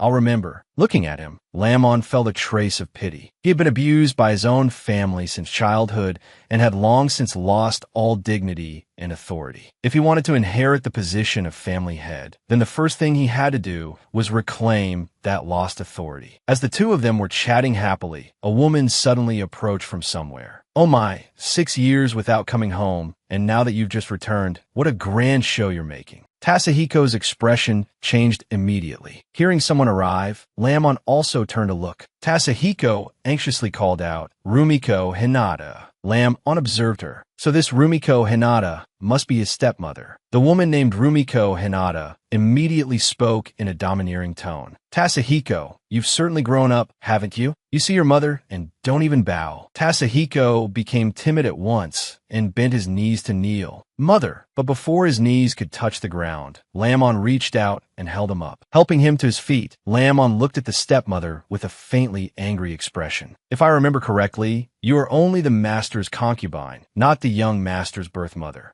Lamb-on pointed straight at the stepmother's face. "To put it nicely, the servants of this house call you madam. To put it bluntly, you're nothing more than a concubine, not even worthy of setting foot in the main house." The woman opened her mouth angrily, about to speak, but Lamb-on gave no ground. "With such a lowly status, what right do you have to demand that the future family head bow to you? Why haven't you hurried up and bowed to my young master instead?" Rumiko Hinata's face darkened at her words, and she was so angry she could barely speak. "Oh," she raised her hand, intending to slap Lamb-on. "What are you? What right do you have to speak to me?" Lamb-on said, "I am the young master's butler, and from now on I am also the one in charge of the Canham household's internal affairs." She grabbed the woman's arm and squeezed hard. "And, of course, these so-called internal affairs also include managing you." Lamb-on swung her hand and slapped the woman hard across the face, making her stagger and fall. Madam Hinata, I am now ordering you in my capacity as the butler by the young master's side. Immediately bow to the future head of the Canham family, young Master Canham Tasahiko." Clutching the injury on her face in pain, the woman cowered. Seeing Lamb-on force his vicious stepmother into such a state, Tasahiko was also stunned. Rumiko Hinata glared at the two of them. At that moment, her face truly suited the title of wicked stepmother. Lamb-on said again, "According to the rules of the Canham family, everything must be obeyed in accordance with the family head." She suddenly bowed to Tasahiko. Welcome home, young Master Canham Tasahiko, future head of the family." Tasahiko was stunned. He turned around and whispered to Lamb-on, "I can't believe the evil stepmother actually has a day where she bows her head to me." Lamb-on patted his shoulder twice. "Don't worry. Since I already promised your uncle, I'll definitely help you get back every last bit of what you lost." At mealtime, everyone in the Canham family gathered together. The table was filled with all kinds of beautifully prepared dishes. Tasahiko sat in the seat of the family head, while Lamb-on stood properly behind him. At the dining table, Tasahiko's father, Canham Tamahito, sat with his chin propped in one hand, his expression dazed and the tip of his nose red. Standing at a distance, Lamb-on sighed inwardly. Just as the rumors said, this Canham Tamahito reeks of alcohol from head to toe. Good thing the position of family head wasn't passed to him. Just then, Kizurika stepped forward timidly from nowhere. "Madam, sir." Seeing her, Lamb-on immediately spoke up. Kajerika bent over fearfully. Perhaps because of the beating earlier that afternoon, she no longer dared to act arrogantly. Why, young master, sir, madam, all the dishes have been served. Lam Ang waver her hand. All right, you may leave. Rumiko Hinata calmly lifted a plate of food. She moved her chopsticks, about to pick up a shrimp from the plate. The tempura looked especially delicious today. Lamon's sharp gaze locked onto the target. Smack! With a stern expression, she struck Rumiko's hand hard with the whip. The plate of shrimp in Rumiko's hand fell and scattered everywhere, and she cried out in pain. Furious, she rubbed the back of the hand that had just been hit. What are you doing? Lamon smiled and glanced at her. Before the family head has lifted his chopsticks, no one else is allowed to touch theirs. Those are the rules. Tasahiko suddenly remembered that when he was little, she had once beaten him the same way at the dinner table. Rumiko Hinata immediately turned to Tasahiko's father. Honey, say something. The man was dead drunk, his face flushed red, and he replied absent-mindedly. Kanam Tamahito looked slovenly as he muttered, it has seemed to be like that before. He tried to remember through the haze of alcohol. Back when father was still alive, it was always him. He was the one who picked up his chopsticks first. At the side, Tasahiko said to Lamon, that's what my father is normally like. He's been like that ever since I was little. I was beaten black and blue, but he was always in a daze and never cared about me. Lam-Mangai Fai. Nothing lasts forever. Since Rumiko Hinata couldn't get the answer she wanted from her husband, she huffily stood up to leave. Fine, I'm not eating anymore. Lamon shot her a glance. Smack! Once again, Lamon swung the whip and struck her leg. Rumiko jolted in shock. The blow was fierce, and Rumiko Hinata was knocked flat onto the floor. That hurts. Lamon sternly rebuked her. The family head hasn't risen yet, and you dare leave the table? She lashed the whip repeatedly at Hinata as she lay on the ground. You deserve punishment. Rumiko curled up, covering her face with her hands. Ow! Seeing things getting too chaotic, Tasahiko quickly stepped in to stop her. All right, Sister Lamon, just let my stepmother go. Lamon withdrew the whip, her cold gaze carrying a warning. Since young master has granted Madam permission to leave, then Madam may go. But starting today, every morning at 6, Madam must remember to come and pay her respects to the family head. She said slowly, otherwise. Hinata ground her teeth and glared. She was furious, but now the balance of power had changed, and there was nothing she could do. Lamon stepped closer, grabbed her arm, then used the tip of the whip to lift her chin and said, the way you treated young master in the past is exactly how I will treat you. Full of hatred, Rumiko slapped Lamon's hand away and limped off. Before stepping out the door, Hinata turned back and said meaningfully, right now, you're only about to inherit the position of family head. Whether you can actually inherit it or not is another matter entirely. After saying that, she left. Kanam Tamahito poked his head out. Tasahiko looked at him in surprise as he said, well, Tasahiko, hick, father's got something to do too, so I'll be leaving first. As he staggered away, he waved to him and said, oh right, tomorrow is your grandfather's funeral service. Hick, father can't make it, so, you go attend for me. Tasahiko obediently replied, oh, I understand, father. Tamahito swayed unsteadily as he walked out, and the others gradually followed. Lamon felt a weary sympathy for Tasahiko. Having a father this irresponsible was truly the kind of bad luck that lasted 8 generations. On the other hand, Tasahiko was delighted. He clasped his hands respectfully toward Lamon. Sister Lamon, I admire you so much. Lamon smiled lightly and reminded him, don't celebrate too soon. Everything I'm doing now is only to reclaim what you suffered when you were little. As for you becoming the head of the Kanam family, she rubbed her neck. I'm afraid the real show won't officially begin until your grandfather's funeral service tomorrow. Lamang Ponda. He had just gotten off the plane and was already being hunted down. That made it clear someone didn't want him inheriting the position of family head. But who was behind it? The main residence of the Kanam family had been occupied by his stepmother. Even if the previous family head had passed the inheritance rights to him, logically speaking, his uncle Kanam Akira should not have allowed his stepmother to cuckoo her way into the nest. Lamon suddenly thought of something and asked, right, Tasahiko, let me ask you, what are the conditions for inheriting the position of family head in the Kanam family? He held out his hand and counted on his fingers.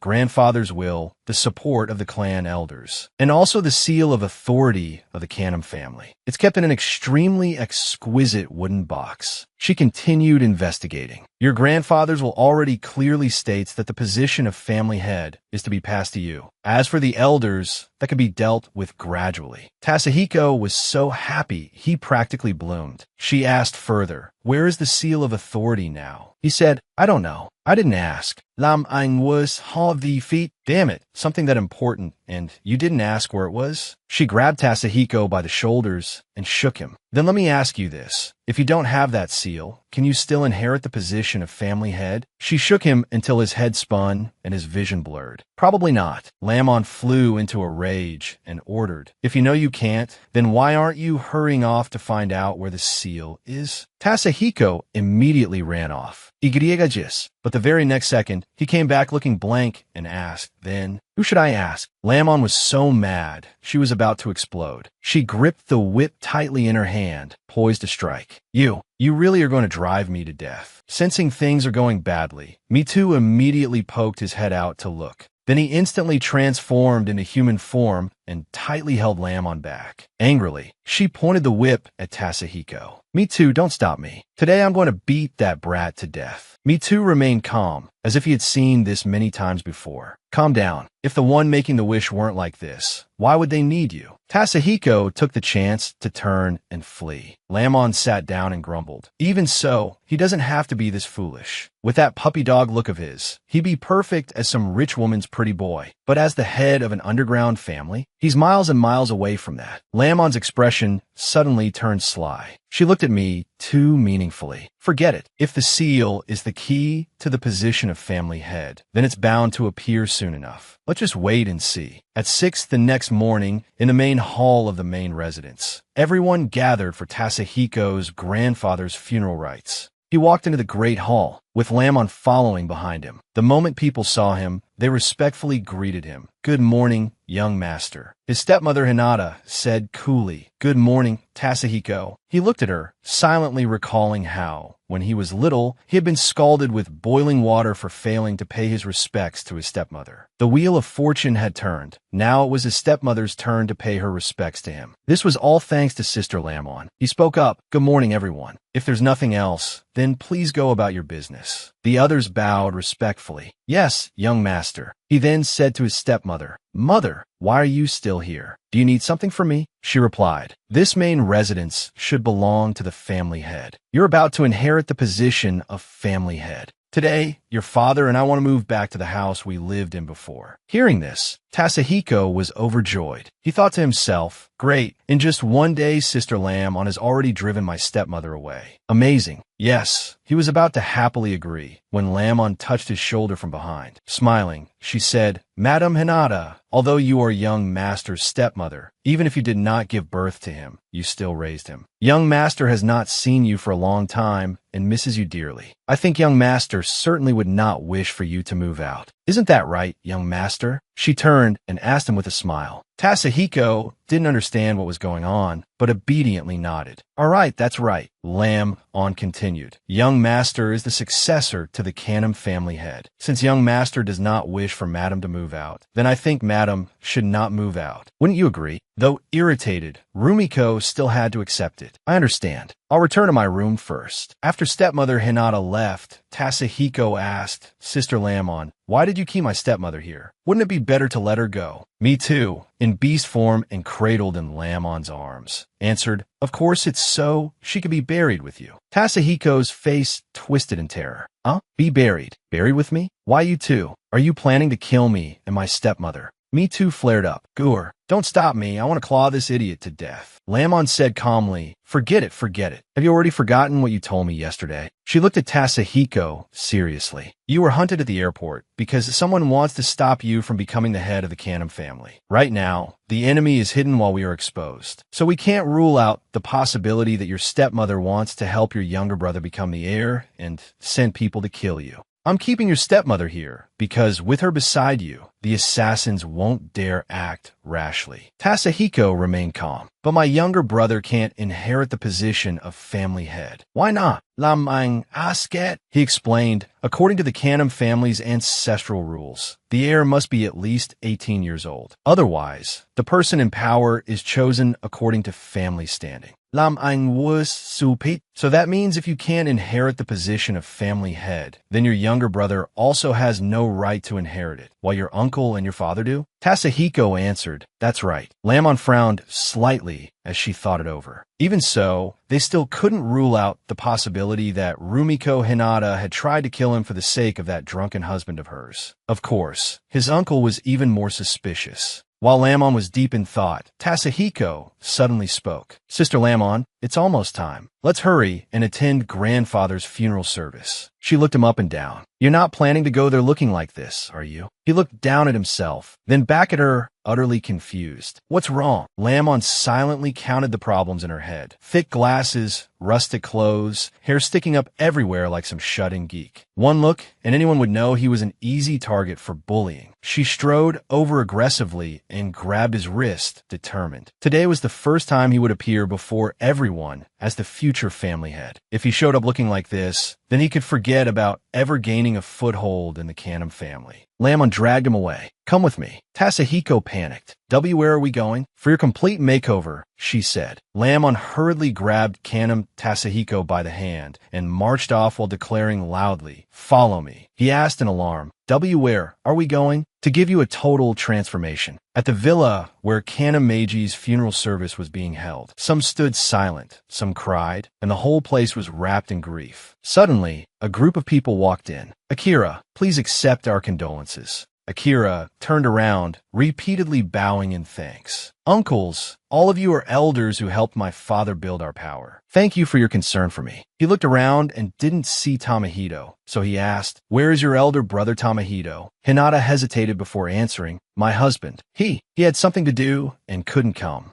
The man sat down heavily in anger, assuming it was intentional. What does Tamahito mean by this? As the eldest son of Boss Meiji, he doesn't even come to keep vigil. What an unfilial son. No wonder Boss Meiji didn't pass the position of family head to him. Then he turned to discuss it with the man beside him. Still, I can understand why he didn't give the position to Tamahito, but why didn't he give it to Akira? The other man also expressed his opinion. Exactly. All these years Akira has devoted himself wholeheartedly to the family. He has ability and prestige. So why would Boss Meiji hand the position of family head to some brat? The men kept whispering among themselves. I even heard that useless kid is just like his father. Other than studying, he doesn't know how to do anything. If he becomes our family head, does the Kanam family still have any hope? But in truth, all of this had already been part of Hinata's calculations. She smiled sinisterly. Little Tasahiko, right now all the elders are deeply doubtful of you. It wasn't for nothing that I leaked those rumors months ago. Suddenly, a voice rang out and stirred the entire atmosphere. The eldest grandson of Lord Meiji, young Master Kanam Tasahiko, has arrived. The main doors opened, footsteps sounded in steady rhythm, and Lamon entered boldly with Kanam Tasahiko, both radiating imposing presence. The man from earlier was startled and jumped to his feet. Wasn't he supposed to be a bookish little nerd? Why doesn't he look like that at all? The other man chimed in, that's right, that's right. The rumors were so clear about it. Hinata stared at him in shock. She simply could not believe her eyes.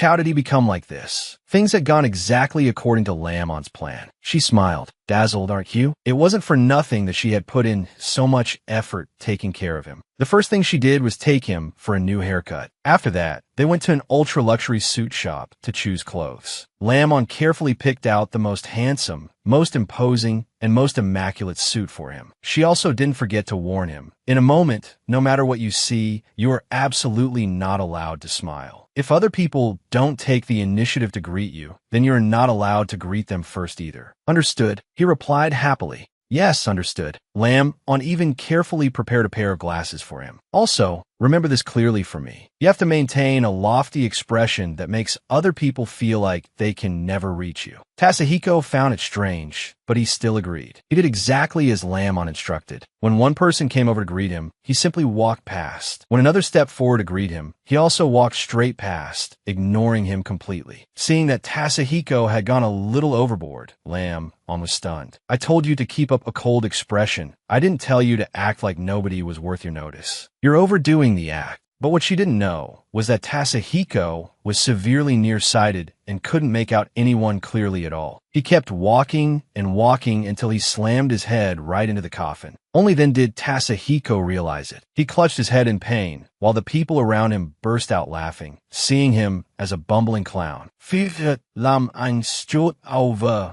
she scolded him. "Damn it, I told you to come establish your authority, not come here and make a fool of yourself." Crying, Tasahiko replied, "I already told you, I'm blind as a bat, but you insisted on making me take off my glasses. Right now I can't see anything at all." Lamon became even angrier. "Then how is it that when that immortal spirit takes over, you hit me with perfect accuracy?" Then she cooled down a little. All right. Later I'll buy you contact lenses. For now, hurry up and fix your state of mind." Cry. Lamon instantly slipped into character. "Young master, please restrain your grief. The dead cannot come back to life. Even if you smash your head against the coffin, you still cannot restore family head Meiji's life." Then she pinched his thigh hard as a signal. "Hurry up and cry." Tasahiko hurriedly knelt down and hugged the coffin, pretending to cry and wail. J'ai confaté. Tasahiko can't bear to part with you." The two of them acted with such commitment that everyone around them believed it completely. So we misunderstood the boy. He really is filial. Some people even came over to comfort him. "Child, it's rare to see such filial devotion. It's almost time for the rite to send family head Meiji's spirit onward. Go take your seat." Tasukiko sat beside Lamon. Seeing how capable she was, he curiously asked, "Sister Lamon, you're a god, right?" Lamon replied, "Strictly speaking, I'm only an immortal. Why do you ask?" At that moment, Tasahiko began to cry for real. His eyes grew wet as he said, "When the day comes for you to return to the heavens, if you happen to meet grandfather, can you help me say goodbye to him?" Seeing that he was sincere now and not faking it like before, Lamon quickly comforted him. "Don't worry. I'll pass the message on for you. If you truly can't bear to part with your grandfather, then all the more reason for you to seriously fulfill his dying wish and become the head of the Canham family." Lamon was a little surprised. She thought to herself, the wishmaker may be a bit foolish, but he has a kind and pure heart. That really is rare among mortals. As they were consoling each other, the officiant suddenly approached. He stood before the crowd and declared loudly, "Everyone, next I will read the will of the late family head, NAMA-MANGAI." The officiant announced, "Everyone, next I will read the will of the late family head, NAMA-MANGAI." He continued, "In accordance with family head Meiji's final wishes, he has decided to pass the position of next family head to his eldest grandson, Canham Tasahiko, and the succession ceremony will be held 70 days from now." He concluded, "I hope that from now on, all members of the family will devote themselves earnestly to the Canham family." After hearing this, they all bowed in unison and replied, "Understood." Rumiko Hinata walked over with a smile and said, "Tasahiko, congratulations. You're about to take command of the entire family." Then she urged him, "Why don't you show everyone the seal of authority? It would also prove your identity." Tasahiko panicked. It was his first time hearing of something called the seal of authority, so he turned and called for help. Lamon, calmly facing the venomous snake before her, Lamon smiled. Who would have thought the whereabouts of the seal of authority would come out this quickly? Everything was going exactly as expected. Hinata had started revealing her true colors. "Tasahiko, what are you so worried about? According to the rules, if family head Meiji passed the position to you, then he should also have given you the seal of authority, shouldn't he? Unless you don't have it." The people around them immediately began whispering among themselves. To clarify, under the Canham family rules, if Canham Tasahiko cannot present the seal of authority at the transfer of succession, then half a year later the position of family head will pass to someone else. Knowing full well what the woman was scheming, Lamon quickly replied. If Madam already knows that when family head Meiji made the will, he would also pass the seal of authority to young Master Tasahiko, then what is there to doubt? She smoothly covered for his hesitation. Something that important? How could the young master possibly carry it around with him at all times? She then said firmly, 70 days from now, the young master will naturally bring the seal of authority to complete the succession ceremony. Everyone looked at one another and nodded. That seemed acceptable. Tasahiko's uncle, standing nearby, said, Tasahiko, while there's still time, you should go over the ledgers of the branch houses. And please spare some time to meet with us old men and report your business plans for after you take over as family head. Hearing that, Tasahiko replied, yes, I understand. Then his uncle ordered a group carrying ledgers to step forward. All right then, let's bring the books to the Canham main house. Lamon grew worried at the sight. There had to be at least 50 volumes. How long would it take to check all of that? Whatever. It wasn't like she was going to help him anytime soon anyway. They left the funeral and quickly headed back to the city. Sitting in the car, Tasahiko was restless. He kept tugging at Lamon, pleading in a panic. Sister Lamon, what do we do now? What do we do? They're asking me for the seal of authority now. Even if we stall today, how are we supposed to keep hiding forever? Lamon snapped and shouted right at him. Can you calm down for a second? When you received notice that you were inheriting the family head position, did you get any information at all about the seal of authority? Tasuiko replied gloomily. No. Grandpa's lawyer called me and told me to come back and inherit the position of family head. I didn't know anything else. Lamon fell into thought after hearing that. Then maybe Canham Meiji had already found some way to hand the seal of authority over to Canham Tasahiko before this. It's just that someone intercepted it midway. Suddenly, Tasahiko glanced out the window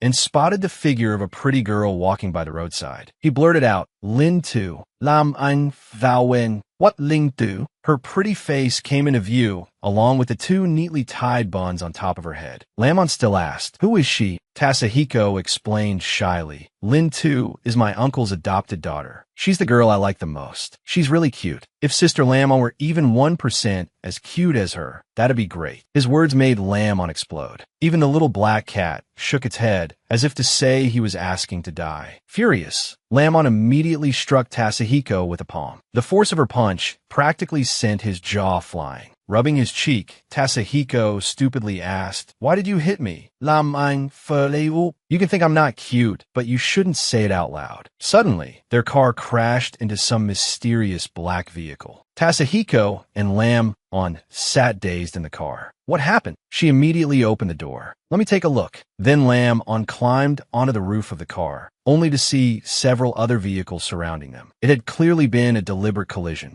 The men even had long clubs in their hands as they charged over aggressively. Lamon sensed something was wrong. These assassins were far stronger than the ones at the airport. She rushed forward and kicked several thugs straight in the face, shouting, M2. Immediately, Me Too dashed out and helped her fight them. There were more and more enemies, but the two of them still handled the situation calmly. Tasahiko also panicked. Seeing the two of them trying so hard to protect him, he couldn't help but worry. He quickly picked up a knife that had fallen on the road. I have to help Sister Lamon. Tasahiko charged forward with a knife, but the thug noticed him in time. Seizing the moment, the man shoved Lam on over to use her as a shield, and Tasahiko couldn't stop in time, stabbing Lam on directly. Lamon was horrified as blood poured out. Furious, she shouted, what the hell is this? Tasahiko hurriedly explained, I wanted to help you. She screamed, you're not helping at all. Taking advantage of the chaos, the thug grabbed Lam on by the throat and threatened, you'd better surrender obediently. Suddenly, Lamon was shot right in the chest. She was stunned, and so was the thug. It seemed there really was someone pulling the strings behind the scenes. But who would have thought? It was idiot Tasahiko again. Not only had he failed to help, he still insisted on trying. Shasita Lamang Ima Saudi. I was trying to shoot him. Lam Ang was BJ.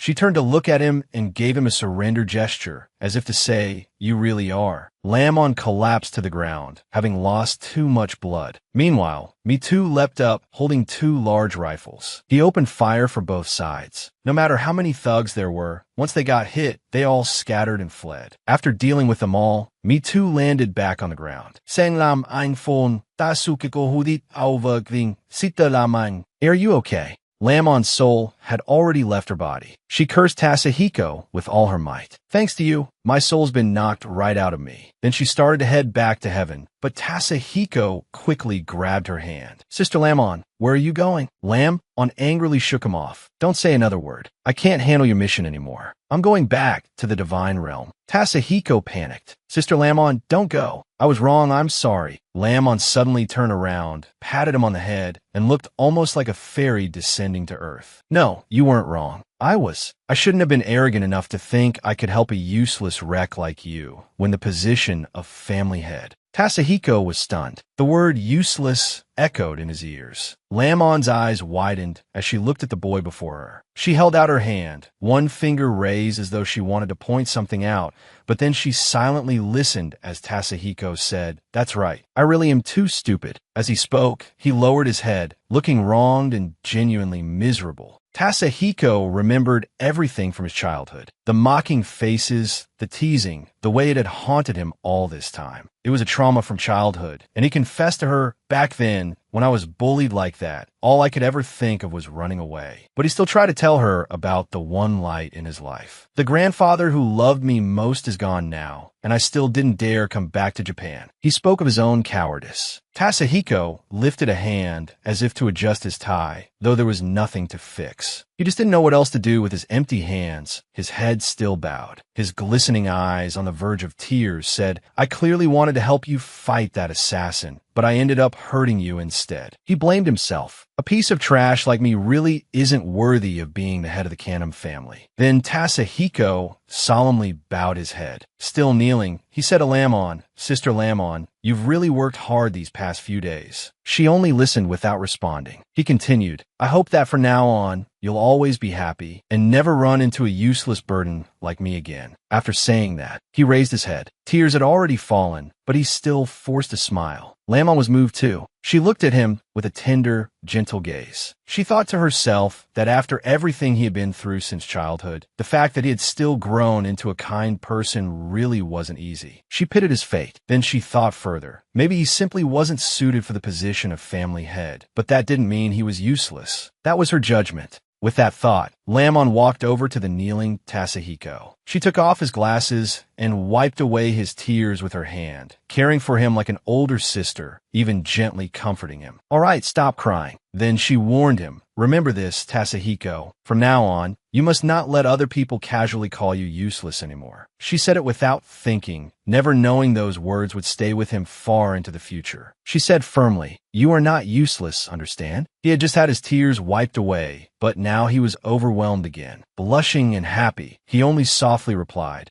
Then Tasahiko put on an adorably clingy expression and asked Lamon, "So, Sister Lamon, are you still leaving?" She answered straightforwardly, "I've decided not to leave after all." But inwardly, she was wavering too. TSK. The more I look at him, the more he looks like a puppy. Wouldn't it be better if my mission were to help him find a rich woman? I could finish it in half a day. Hearing her say she wasn't leaving, he happily threw himself into her arms and cheered. "That's great." He even promised her, "I'll work hard to become the family head and fulfill Grandpa's last wish." She responded softly, Even though she pitied him and understood all the pain he had endured, Lamon remained clear-headed. She didn't want him celebrating too soon and becoming careless. She held him by the shoulders, placing both hands there as though preparing to say something important. And sure enough, she bluntly laid out his current odds. "But Tasahiko, with your current abilities, I'm afraid becoming family head will be quite difficult." Still, she didn't abandon him amid all these troubles. Lamon suggested, "How about you make a sincere wish one more time and hope that I'll come help you? Then I can try possessing your body again and see what happens." He was very obedient. He immediately sprang to his feet, closed his eyes, clasped his hands together, and said sincerely, "All right. Heaven, please let Sister Lamon possess my body and help me." Lamon was ready on her end as well. "Okay," preparing to enter. Her expression turned very serious. Just as Lamon was about to enter his body, the black cat appeared and stopped her, coldly commenting, "Idiot." With an indifferent, icy air, the black cat's obstruction pushed her back so hard she almost fell. Tasahiko had no idea what was going on. He hurried over, wanting to catch her, and anxiously said, Sister Lamon, are you okay? I don't know what's happening either." She knew exactly what it was, so she reassured him, I know. You don't need to explain." Aggrieved, she looked up at the sky and complained, "Heavens, isn't this supposed to be about helping the wishmaker fulfill his wish? Why does it feel like you're making me undergo a tribulation instead?" She clasped her hands together as if in reverence and said, "Why don't you just reward me with a heavenly lightning strike and kill me already?" Lamon said it jokingly, but apparently heaven had no sense of humor. A bolt of heavenly lightning actually struck down, sending her running around in terror. The black cat angrily scolded her again. "You idiot! Don't you know the rules of the immortal world? Why were you making random prayers like that?" As for Tasahiko, he could only feel helpless. He had never expected the older sister he admired so much to have such a childish side. He stood there blankly, not knowing what to say. Elsewhere at the Cannon main house, Lamon, Mitu, and Tasahiko were standing together. Lamon spoke to Tasahiko first. "Tasahiko, go check the family ledgers again." Then she gave another order. "Mitu, keep an eye on him. We'll split up and act separately." The other two silently obeyed without any objections. Then she knocked on a door somewhere. Knock, knock, knock. A voice came from inside. "Komein." She entered and saw Madame Rumiko Hinata putting on makeup in front of the mirror. "Polidi, la m'invita, Madame." Hinata replied coldly and directly, "What is it?" By then, she had already stood up. Lamon wasted no time and said bluntly, "Madam, let's not play games. If I'm not mistaken, then the seal of authority is in your hands, isn't it?" Hinata walked up to her and met her gaze head on. "What are you talking about?" Pretending not to understand, she said, "At the funeral, didn't you say the seal was in your hands? Why are you coming to ask me now?" She shot back. Lamon simply acted as though the woman truly didn't understand and patiently explained, "You understand the Cannon family succession rules better than I do. Right now, young Master Tasahiko has the will, but he doesn't have the seal, so naturally he cannot inherit the position of family head. Moreover, whoever holds the seal wouldn't dare present it without the will. They can only secretly wait for the inheritance deadline to arrive." Then Lamon leaned in closer, deliberately pressuring her. "After half a year, as long as the seal still doesn't appear, then according to the rules, the brothers Kanam Tamahito and Kanam Akira will become eligible to inherit the position of family head. And when that time comes," she paused, leaned close to Hinata's ear, and whispered, "Do you think your husband has a better chance of winning, or Kanam Akira?" The more she spoke and the less the woman responded, the more confident Lamon became. Then she said decisively, "Let me make it even clearer. As long as young Master Tasahiko becomes family head, even if you're only his stepmother, no one would dare touch your position as the senior matriarch. But if Kanam Akira becomes family head, then whether it's the title of matriarch or senior matriarch, neither will belong to you. Surely you understand that much, don't you?" She tried to reason with her. Hinata wasn't stupid. She lowered her head in thought and softly replied, "I understand. Of course I understand." But that didn't mean she would simply submit to intimidation. She raised a hand and stroked Lamon's face as she said, "I have to admit, for that useless brat Tasahiko to have an assistant like you helping him, he really did pick up a treasure." She gently lifted Lamon's chin, making her slightly uneasy, then continued, "Your analysis is very thorough. By your logic, for the sake of my future, I should stand on Tasahiko's side and support him in becoming family head."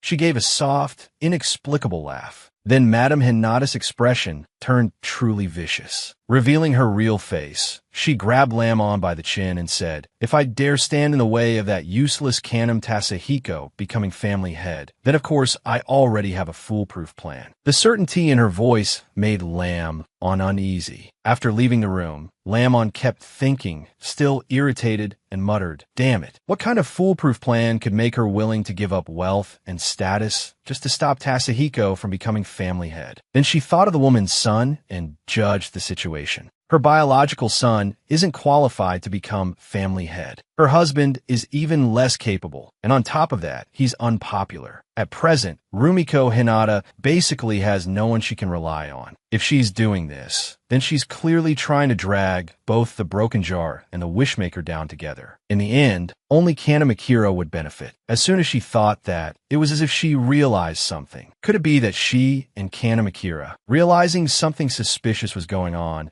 she rushed straight into the room where Me Too and Tasahiko were sitting and called out loudly, "Me too, Tasahiko!" But then she discovered that not only were the two of them not working and not worrying in the slightest, they were actually sitting there playing Honor of Kings. Tasahiko innocently said, "Brother Me Too, attack the right side." The right side. The two of them were so focused that neither noticed her presence. Lamon exploded in fury, like full firepower going off all at once. "Tasahiko, didn't I tell you to go check the ledgers? Why are you sitting here playing Honor of Kings?" After pointing and yelling at Tasahiko, she pointed at Me Too and yelled too. "M2, didn't I tell you to supervise him?" The two of them looked at her blankly, apparently still not realizing what they had done wrong. Then Tasahiko shrank back and said timidly in fear, "I already finished checking them." He was so afraid of this older sister figure that he immediately cowered and repeated, "I already finished checking them," leaving Lamon completely taken aback. She pointed at the thick pile of documents on the table and said again, "Huh? You already checked them? All of this? And you're saying you're done already?" Tasahiko calmly and casually answered with complete clarity, down to every detail. "Yes, these are the ledgers from 8 branch houses. Among them, 6 contain inaccurate entries and signs of missing funds. One of those branch houses shows severe signs of embezzlement, totaling $250 million US.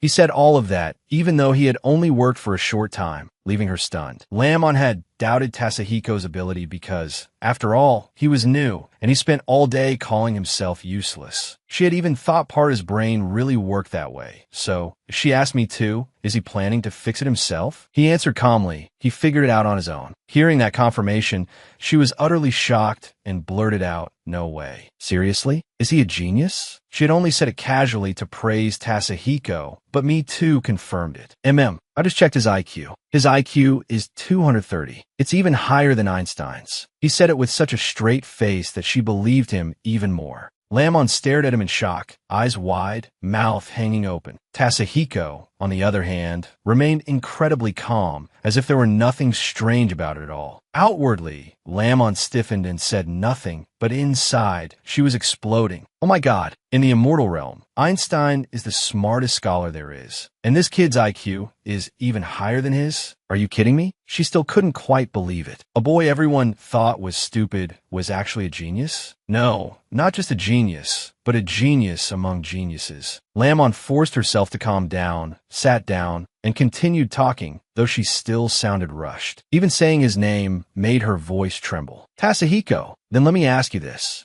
How are you going to explain your business theory to those old men?" She challenged him, though in truth she herself hadn't found a satisfying answer yet. Tasahiko, however, replied with perfect calm. "When I was studying in England, one of my invention projects won a Nobel Prize for Best Invention." Then Tasahiko continued. He spoke as if he were really standing in front of the old men of the family, and the more he spoke, the more passionate he became. The Hewlett Group hopes to sponsor this research project with $7 billion US. I hope to lead the Canham family in contributing to this project so the family can completely return to legitimate business and walk the proper path. This has always been grandfather's wish. He delivered the whole speech without stumbling once. He spoke fluently, as if everything were already prepared in his mind, like a perfectly programmed machine. On top of that, he had the right tone and an earnest expression, as if he were genuinely trying to persuade people. Watching and listening closely to Tasahiko's brilliant performance, Lamon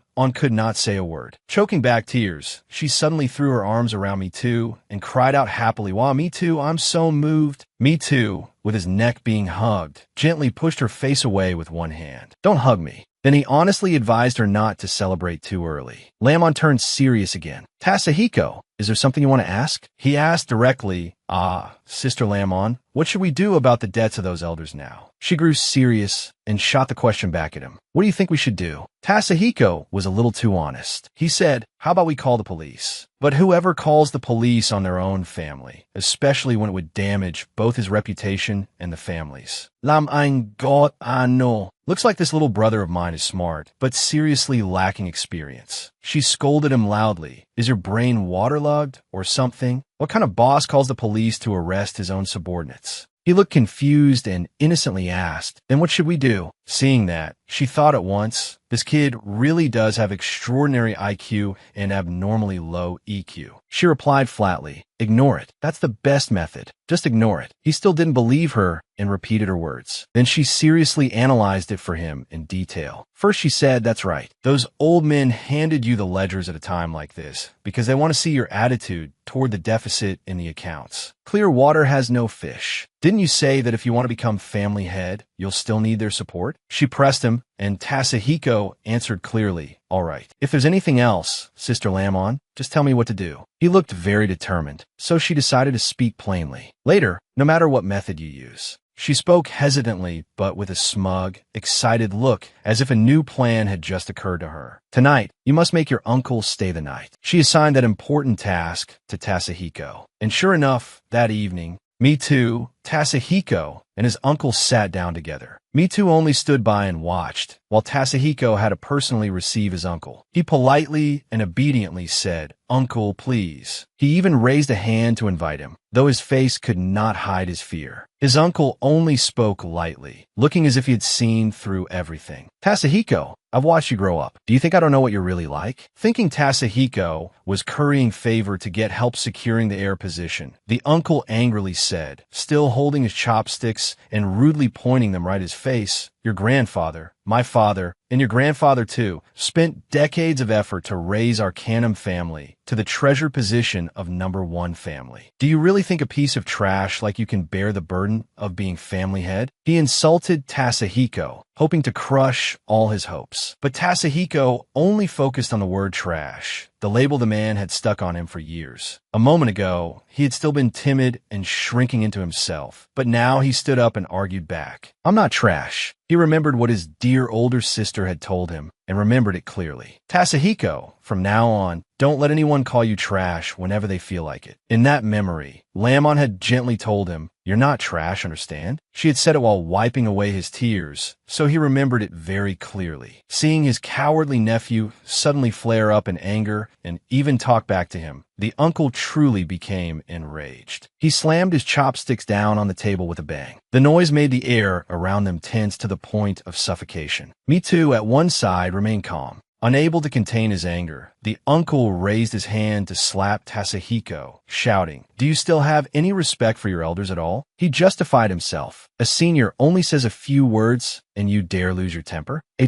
The slap was just about to land on Tasahiko's face when another hand caught it and stopped it. Otherwise, Tasahiko would have silently endured it. It was Mitu's hand. He still said nothing, but when the moment came, he acted. Seeing that, the uncle sneered, "Very good, Tasahiko. So you've got quite a few loyal dogs by your side, huh?" Tasahiko looked at him in fear, but thinking of the bigger picture, he quickly calculated. Even if his EQ was very low, he still tried his best. If he angered his uncle, then making him stay the night would be ruined. He had to calm things down. Once he realized that, he acted immediately. "Uncle, I'm sorry." Tasahiko was rude. "I apologize to you, uncle." He took the blame onto himself. Hearing that, his uncle's attitude softened a little. He sat down and said, "This attitude is barely acceptable." Tasahiko immediately seized the chance and told him, "This is a drink I offer in gratitude for all the care you've given me. I hope you'll drink this cup." The man did not hesitate. He picked up the glass and drank. "Fine. At least you know how to be grateful." Tasahiko was delighted. He had not expected him to be so easy to placate. Seeing that, he kept pouring him wine and toasting him, never forgetting to praise his efforts. "Uncle, you've worked so hard for this family all these years." Bottoms up. The man drank it all. "Good." Then Tasahiko said again, "This one is also for you, uncle. Let me offer you another toast, uncle." The repeated calls of uncle and one glass after another rang out continuously. It seemed he had no intention of stopping until the man was completely drunk. After a while, the uncle was completely drunk, so drunk he could barely even sit upright and needed Tasahiko to support him. His drunken voice had turned much gentler. "Ah, Tazriko, I thank you. Don't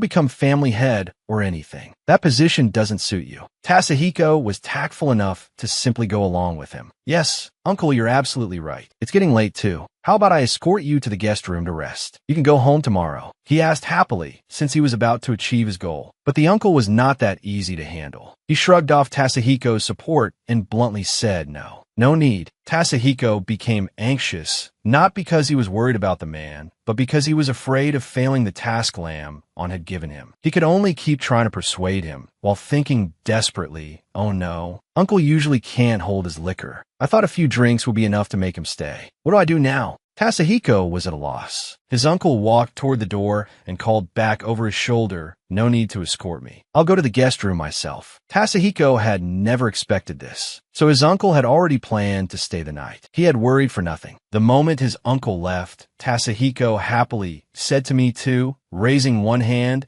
and unconsciously lifting one leg too in a little victory pose. Me too. I completed the task Sister Lamb-on gave me. Me too had always been indifferent about this matter, so he only said, do you really need to be that happy? Tasahiko answered innocently, looking so happy he was almost about to cry. His eyes shone with pride as he said, of course I'm happy. Ever since Sister Lamb-on came to my side, I've only caused trouble for her. This is the first time I finally didn't let her down. Looking at his almost delirious joy, me too thought helplessly, ever since Lamb-on came, she hasn't shown him any mercy at all, and yet he still listens to her this much? That was what he thought, though there was nothing he could really say. It was truly unbearable. Then, from somewhere outside the door, a loud voice sounded. I'm back. Tasahiko was delighted, thinking it was Sister Lamb-on. He excitedly opened the door. Sister Lamb-on, you're back. But the moment he finished speaking, he saw that besides Lamb-on, there was another woman with her, and he froze. The other woman cheerfully said, oh my, Tasahiko has really grown up. It sounded like she had known him since he was small, which was why she spoke that way. But Tasahiko said nothing. His face even turned displeased. So, she was probably one of the people who had hurt him in his childhood. Seeing how rude he was being, she pressed her advantage and said, you don't greet your aunt when you see her, and on top of that you put on such an unhappy face. Do you dislike seeing me that much? So this woman was Nami Soroji, wife of Kana Makira. Her husband was one of the strongest candidates for the position of Kanam family head. Kana Makira's wife smugly repeated, you don't greet your aunt when you see her, and you even put on such an unhappy face. Do you dislike seeing me that much? She questioned Tasahiko. Lamb-on quickly stepped in to smooth things over and get him out of trouble. Madam Nami, how could the young master not want to see you? Then she flatteringly added, those things you just bought were paid for with the young master's card. While explaining to Madam Nami, she shot Tasahiko a look, telling him to play along. It's just that the young master hasn't seen you in a long time, so he feels a little unfamiliar. Right, young master? She asked deliberately. Tasahiko still looked completely bewildered, not understanding what was going on. Before he could say anything, Lamb-on laid it out clearly. Young master, I happened to run into Madam Nami just now. I remembered how you often told me that when you were little, Madam Nami used to take care of you frequently, so I took the liberty of using your card to pay for her purchases. Apparently that made Nami very happy, because she kept showing off the things she had just bought for free, smiling so hard her eyes nearly disappeared. Unable to be any happier, she turned to him and said, Tasahiko, I have to say, you really found yourself a capable housekeeper. Seeing that the woman was no longer a threat, Lamb-on leaned close to Tasahiko's ear and quietly asked, did you finish that other thing? He replied confidently, done. That made her overjoyed. Her eyes sparkled as she thought, not bad. This time he really didn't disappoint me. She felt proud of him, and even more delighted at the thought that the scheme she had set in motion was about to succeed. While the three of them were talking, a servant suddenly ran back and forth in panic, shouting loudly, this is bad. Fire! There's a fire! The loud voice drew all three of their attention. Just moments earlier, Madam Nami had been tenderly cradling her expensive free purchases in her arms, but the moment she heard the word fire, a danger to her life, she bolted at full speed and threw away the shopping bags. She really was the type who feared death above all else, and she even screamed while running. What? Why is there a fire? Tasahiko thought it was real. He grabbed Sister Lamb-on's hand and told her, Sister Lamb-on, we need to run too. While smoke billowed heavily outside the room, Madam Nami fled in a panic. Even Tasahiko was thinking of running, but in contrast, Lamb-on remained perfectly calm. She even had time to joke, run a little slower. Be careful not to cough up blood. The innocent Tasahiko truly didn't understand what she meant. What? Cough up blood? Of all places, Madame Nami ran straight to the room where her husband, Kanemakhira, was sleeping. The important thing was that she personally witnessed the scene inside. Her husband and Rumiko Hinata in a disheveled state, his hand on her clothes, as if he were in the middle of pulling them off. Their clothes were indeed half open and obviously no longer neat as they had been before, and both their faces were as red as tomatoes. Madame Nami instantly flew into a rage. Pointing at the two of them, she shouted, "Husband, why are you here? Why are you dressed like that in sister-in-law's room?" Then she questioned Rumiko Hinata as well. The two of them froze, though their bodies still did not move apart in the slightest. Her husband, still drunk, had not yet realized the situation, while that woman put on a wide-eyed innocent act. A moment later, the two finally stood up. Only now did worry appear in Rumiko Hinata's eyes. Watching this furious jealousy scene from behind, Lamon could not help feeling smug. So this was it. The reason she had told Tasahiko to make Kanemakhira stay the night today was to expose the affair between this sister-in-law and younger brother-in-law, to confirm their relationship. It seemed her guess had been right. Rumiko Hinata's perfect plan was to carry on with Kanemakhira. After her conversation with Rumiko Hinata the other day, Lamon had already guessed as much. She continued analyzing inwardly. That woman wants to help Kanemakhira become family head and then secretly become the lady of the house. Before the scene in the room could even be resolved, a group of servants came in and bowed deeply as they reported, "Young master, madam, it was the kitchen that caught fire, but the fire has already been brought under control. Please don't worry." Now that she knew her life was not in danger, Nami Suroji immediately exploded in anger. She rushed straight in and lunged at Rumiko Hinata, grabbing her by the hair while shouting, "You slut, I knew it. You must have been the one who seduced my husband." Rumiko Hinata was not weak either. She refused to be bullied and immediately grabbed Nami Suroji's hair back, arguing, "It's obviously because you're useless and can't keep your own husband." The two women kept clutching each other's hair, neither willing to let go or give in. Hearing that arrogant response, Nami Suroji snapped back. A slut who steals someone else's husband still has the nerve to make excuses? The only person truly delighted at that moment was Lamon. She had already thought a cat fight. How wonderfully entertaining. Off to one side, Lamon silently cheered them on. "Come on, tear her clothes. Hurry. And her hair too. This Nami Suroji really isn't easy to deal with. It really wasn't a waste that I happened to run into her and bring her here. Otherwise, how could there be such a good show?" She was pleased with her own luck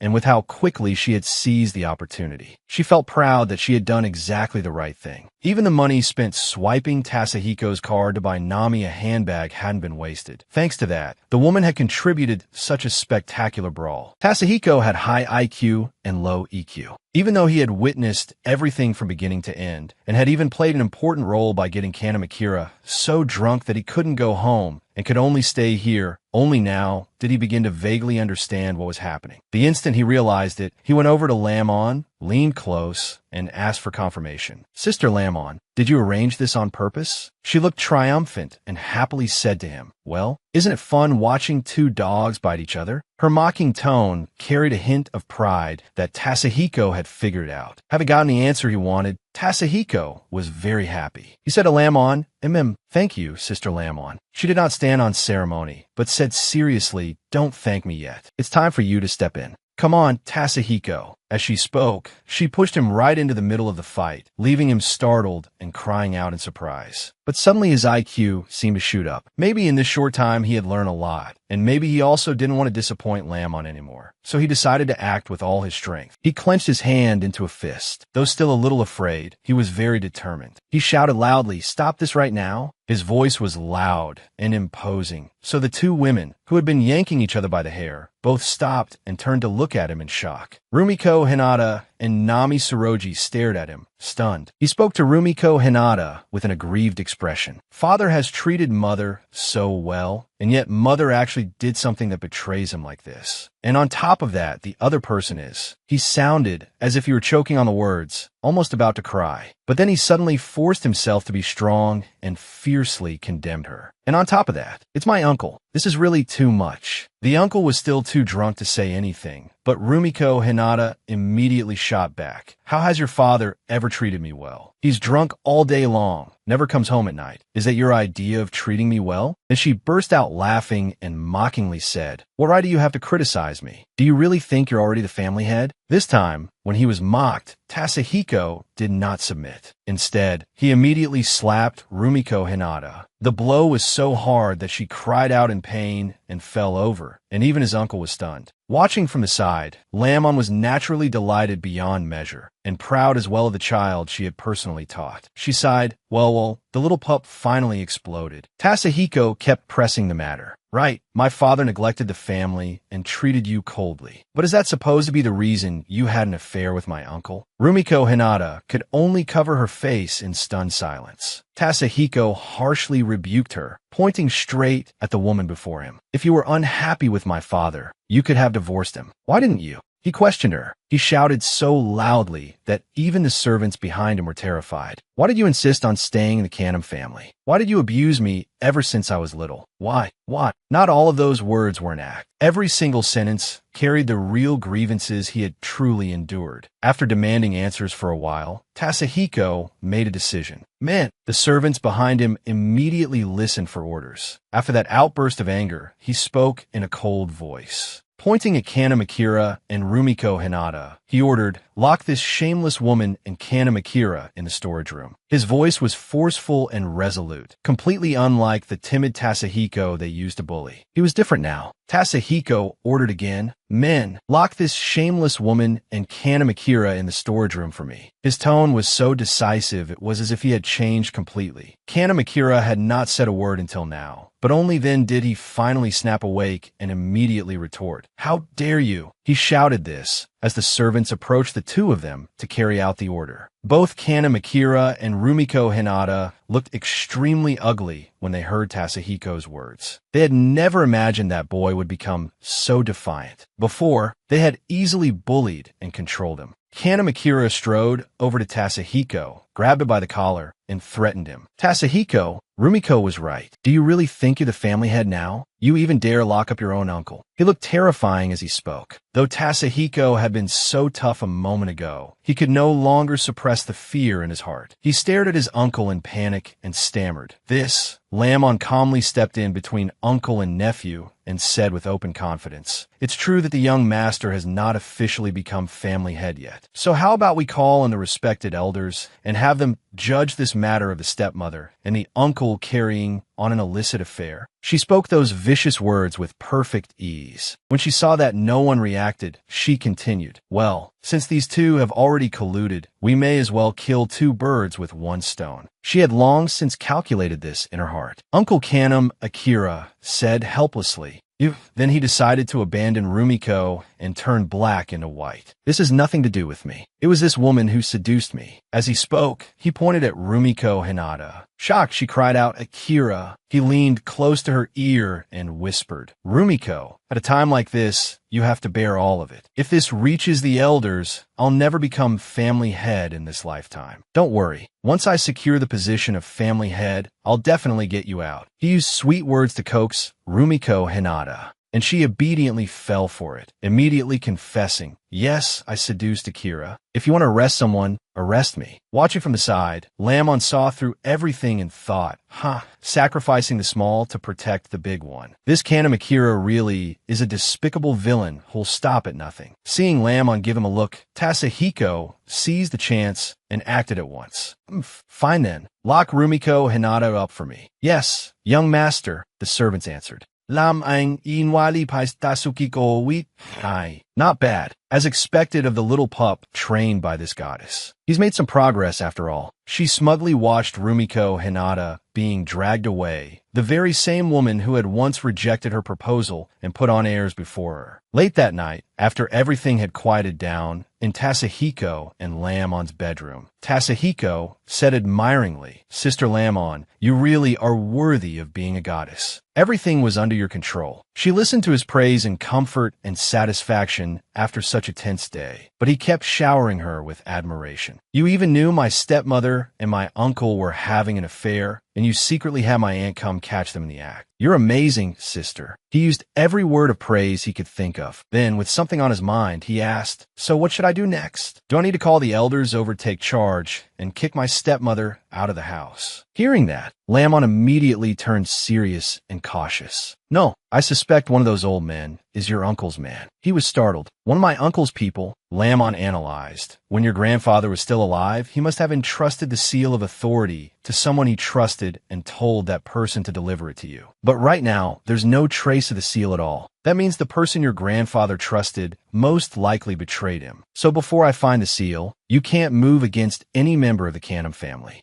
Her dark, intricate reasoning made it feel as though a whole new world had opened before him. Tasahiko felt fortunate to have such a capable helper as Lamon, and obediently replied, ma'am. Meanwhile, Lamon was still deep in thought. Who was the one who had betrayed Kanamaji? If she did not uproot that hidden spy completely, there would always be a hidden danger beside the petitioner. Thinking that far gave Lam on a headache. It had been a long, exhausting day, so she told Tasahiko to forget it. Go to sleep. She was also saying it to herself. Ever since she finished dealing with his uncle, he had not seen me too, so he asked, right, Sister Lamon, where's Brother Me Too? She only replied softly, I had him help me with something else. She did not explain what it was. Not wanting to disturb her rest any further, he simply answered, oh. The two of them quickly fell asleep. Lamon dreamed that, in the form of the Supreme One, she was making love to a woman. The woman moaned, saying in pleasure, my lord, no, not there, she said in a soft, alluring voice. Lamon replied, Inger, your voice really is delightful to hear. The two remained wrapped around each other. Then they kissed. The woman pressed her hand against his cheek. My lord, you're so hateful. Suddenly his face darkened, and he cried out so. His hands seemed to tighten around her throat, making her panic. His expression was sinister beyond compare. My lord, she cried in fear. Back in reality, Tasahiko hurried over and shook Lamon awake because of her strange words and actions. My lord, why are you calling me a sow? I want my lord to kiss me. Her sleeping behavior was truly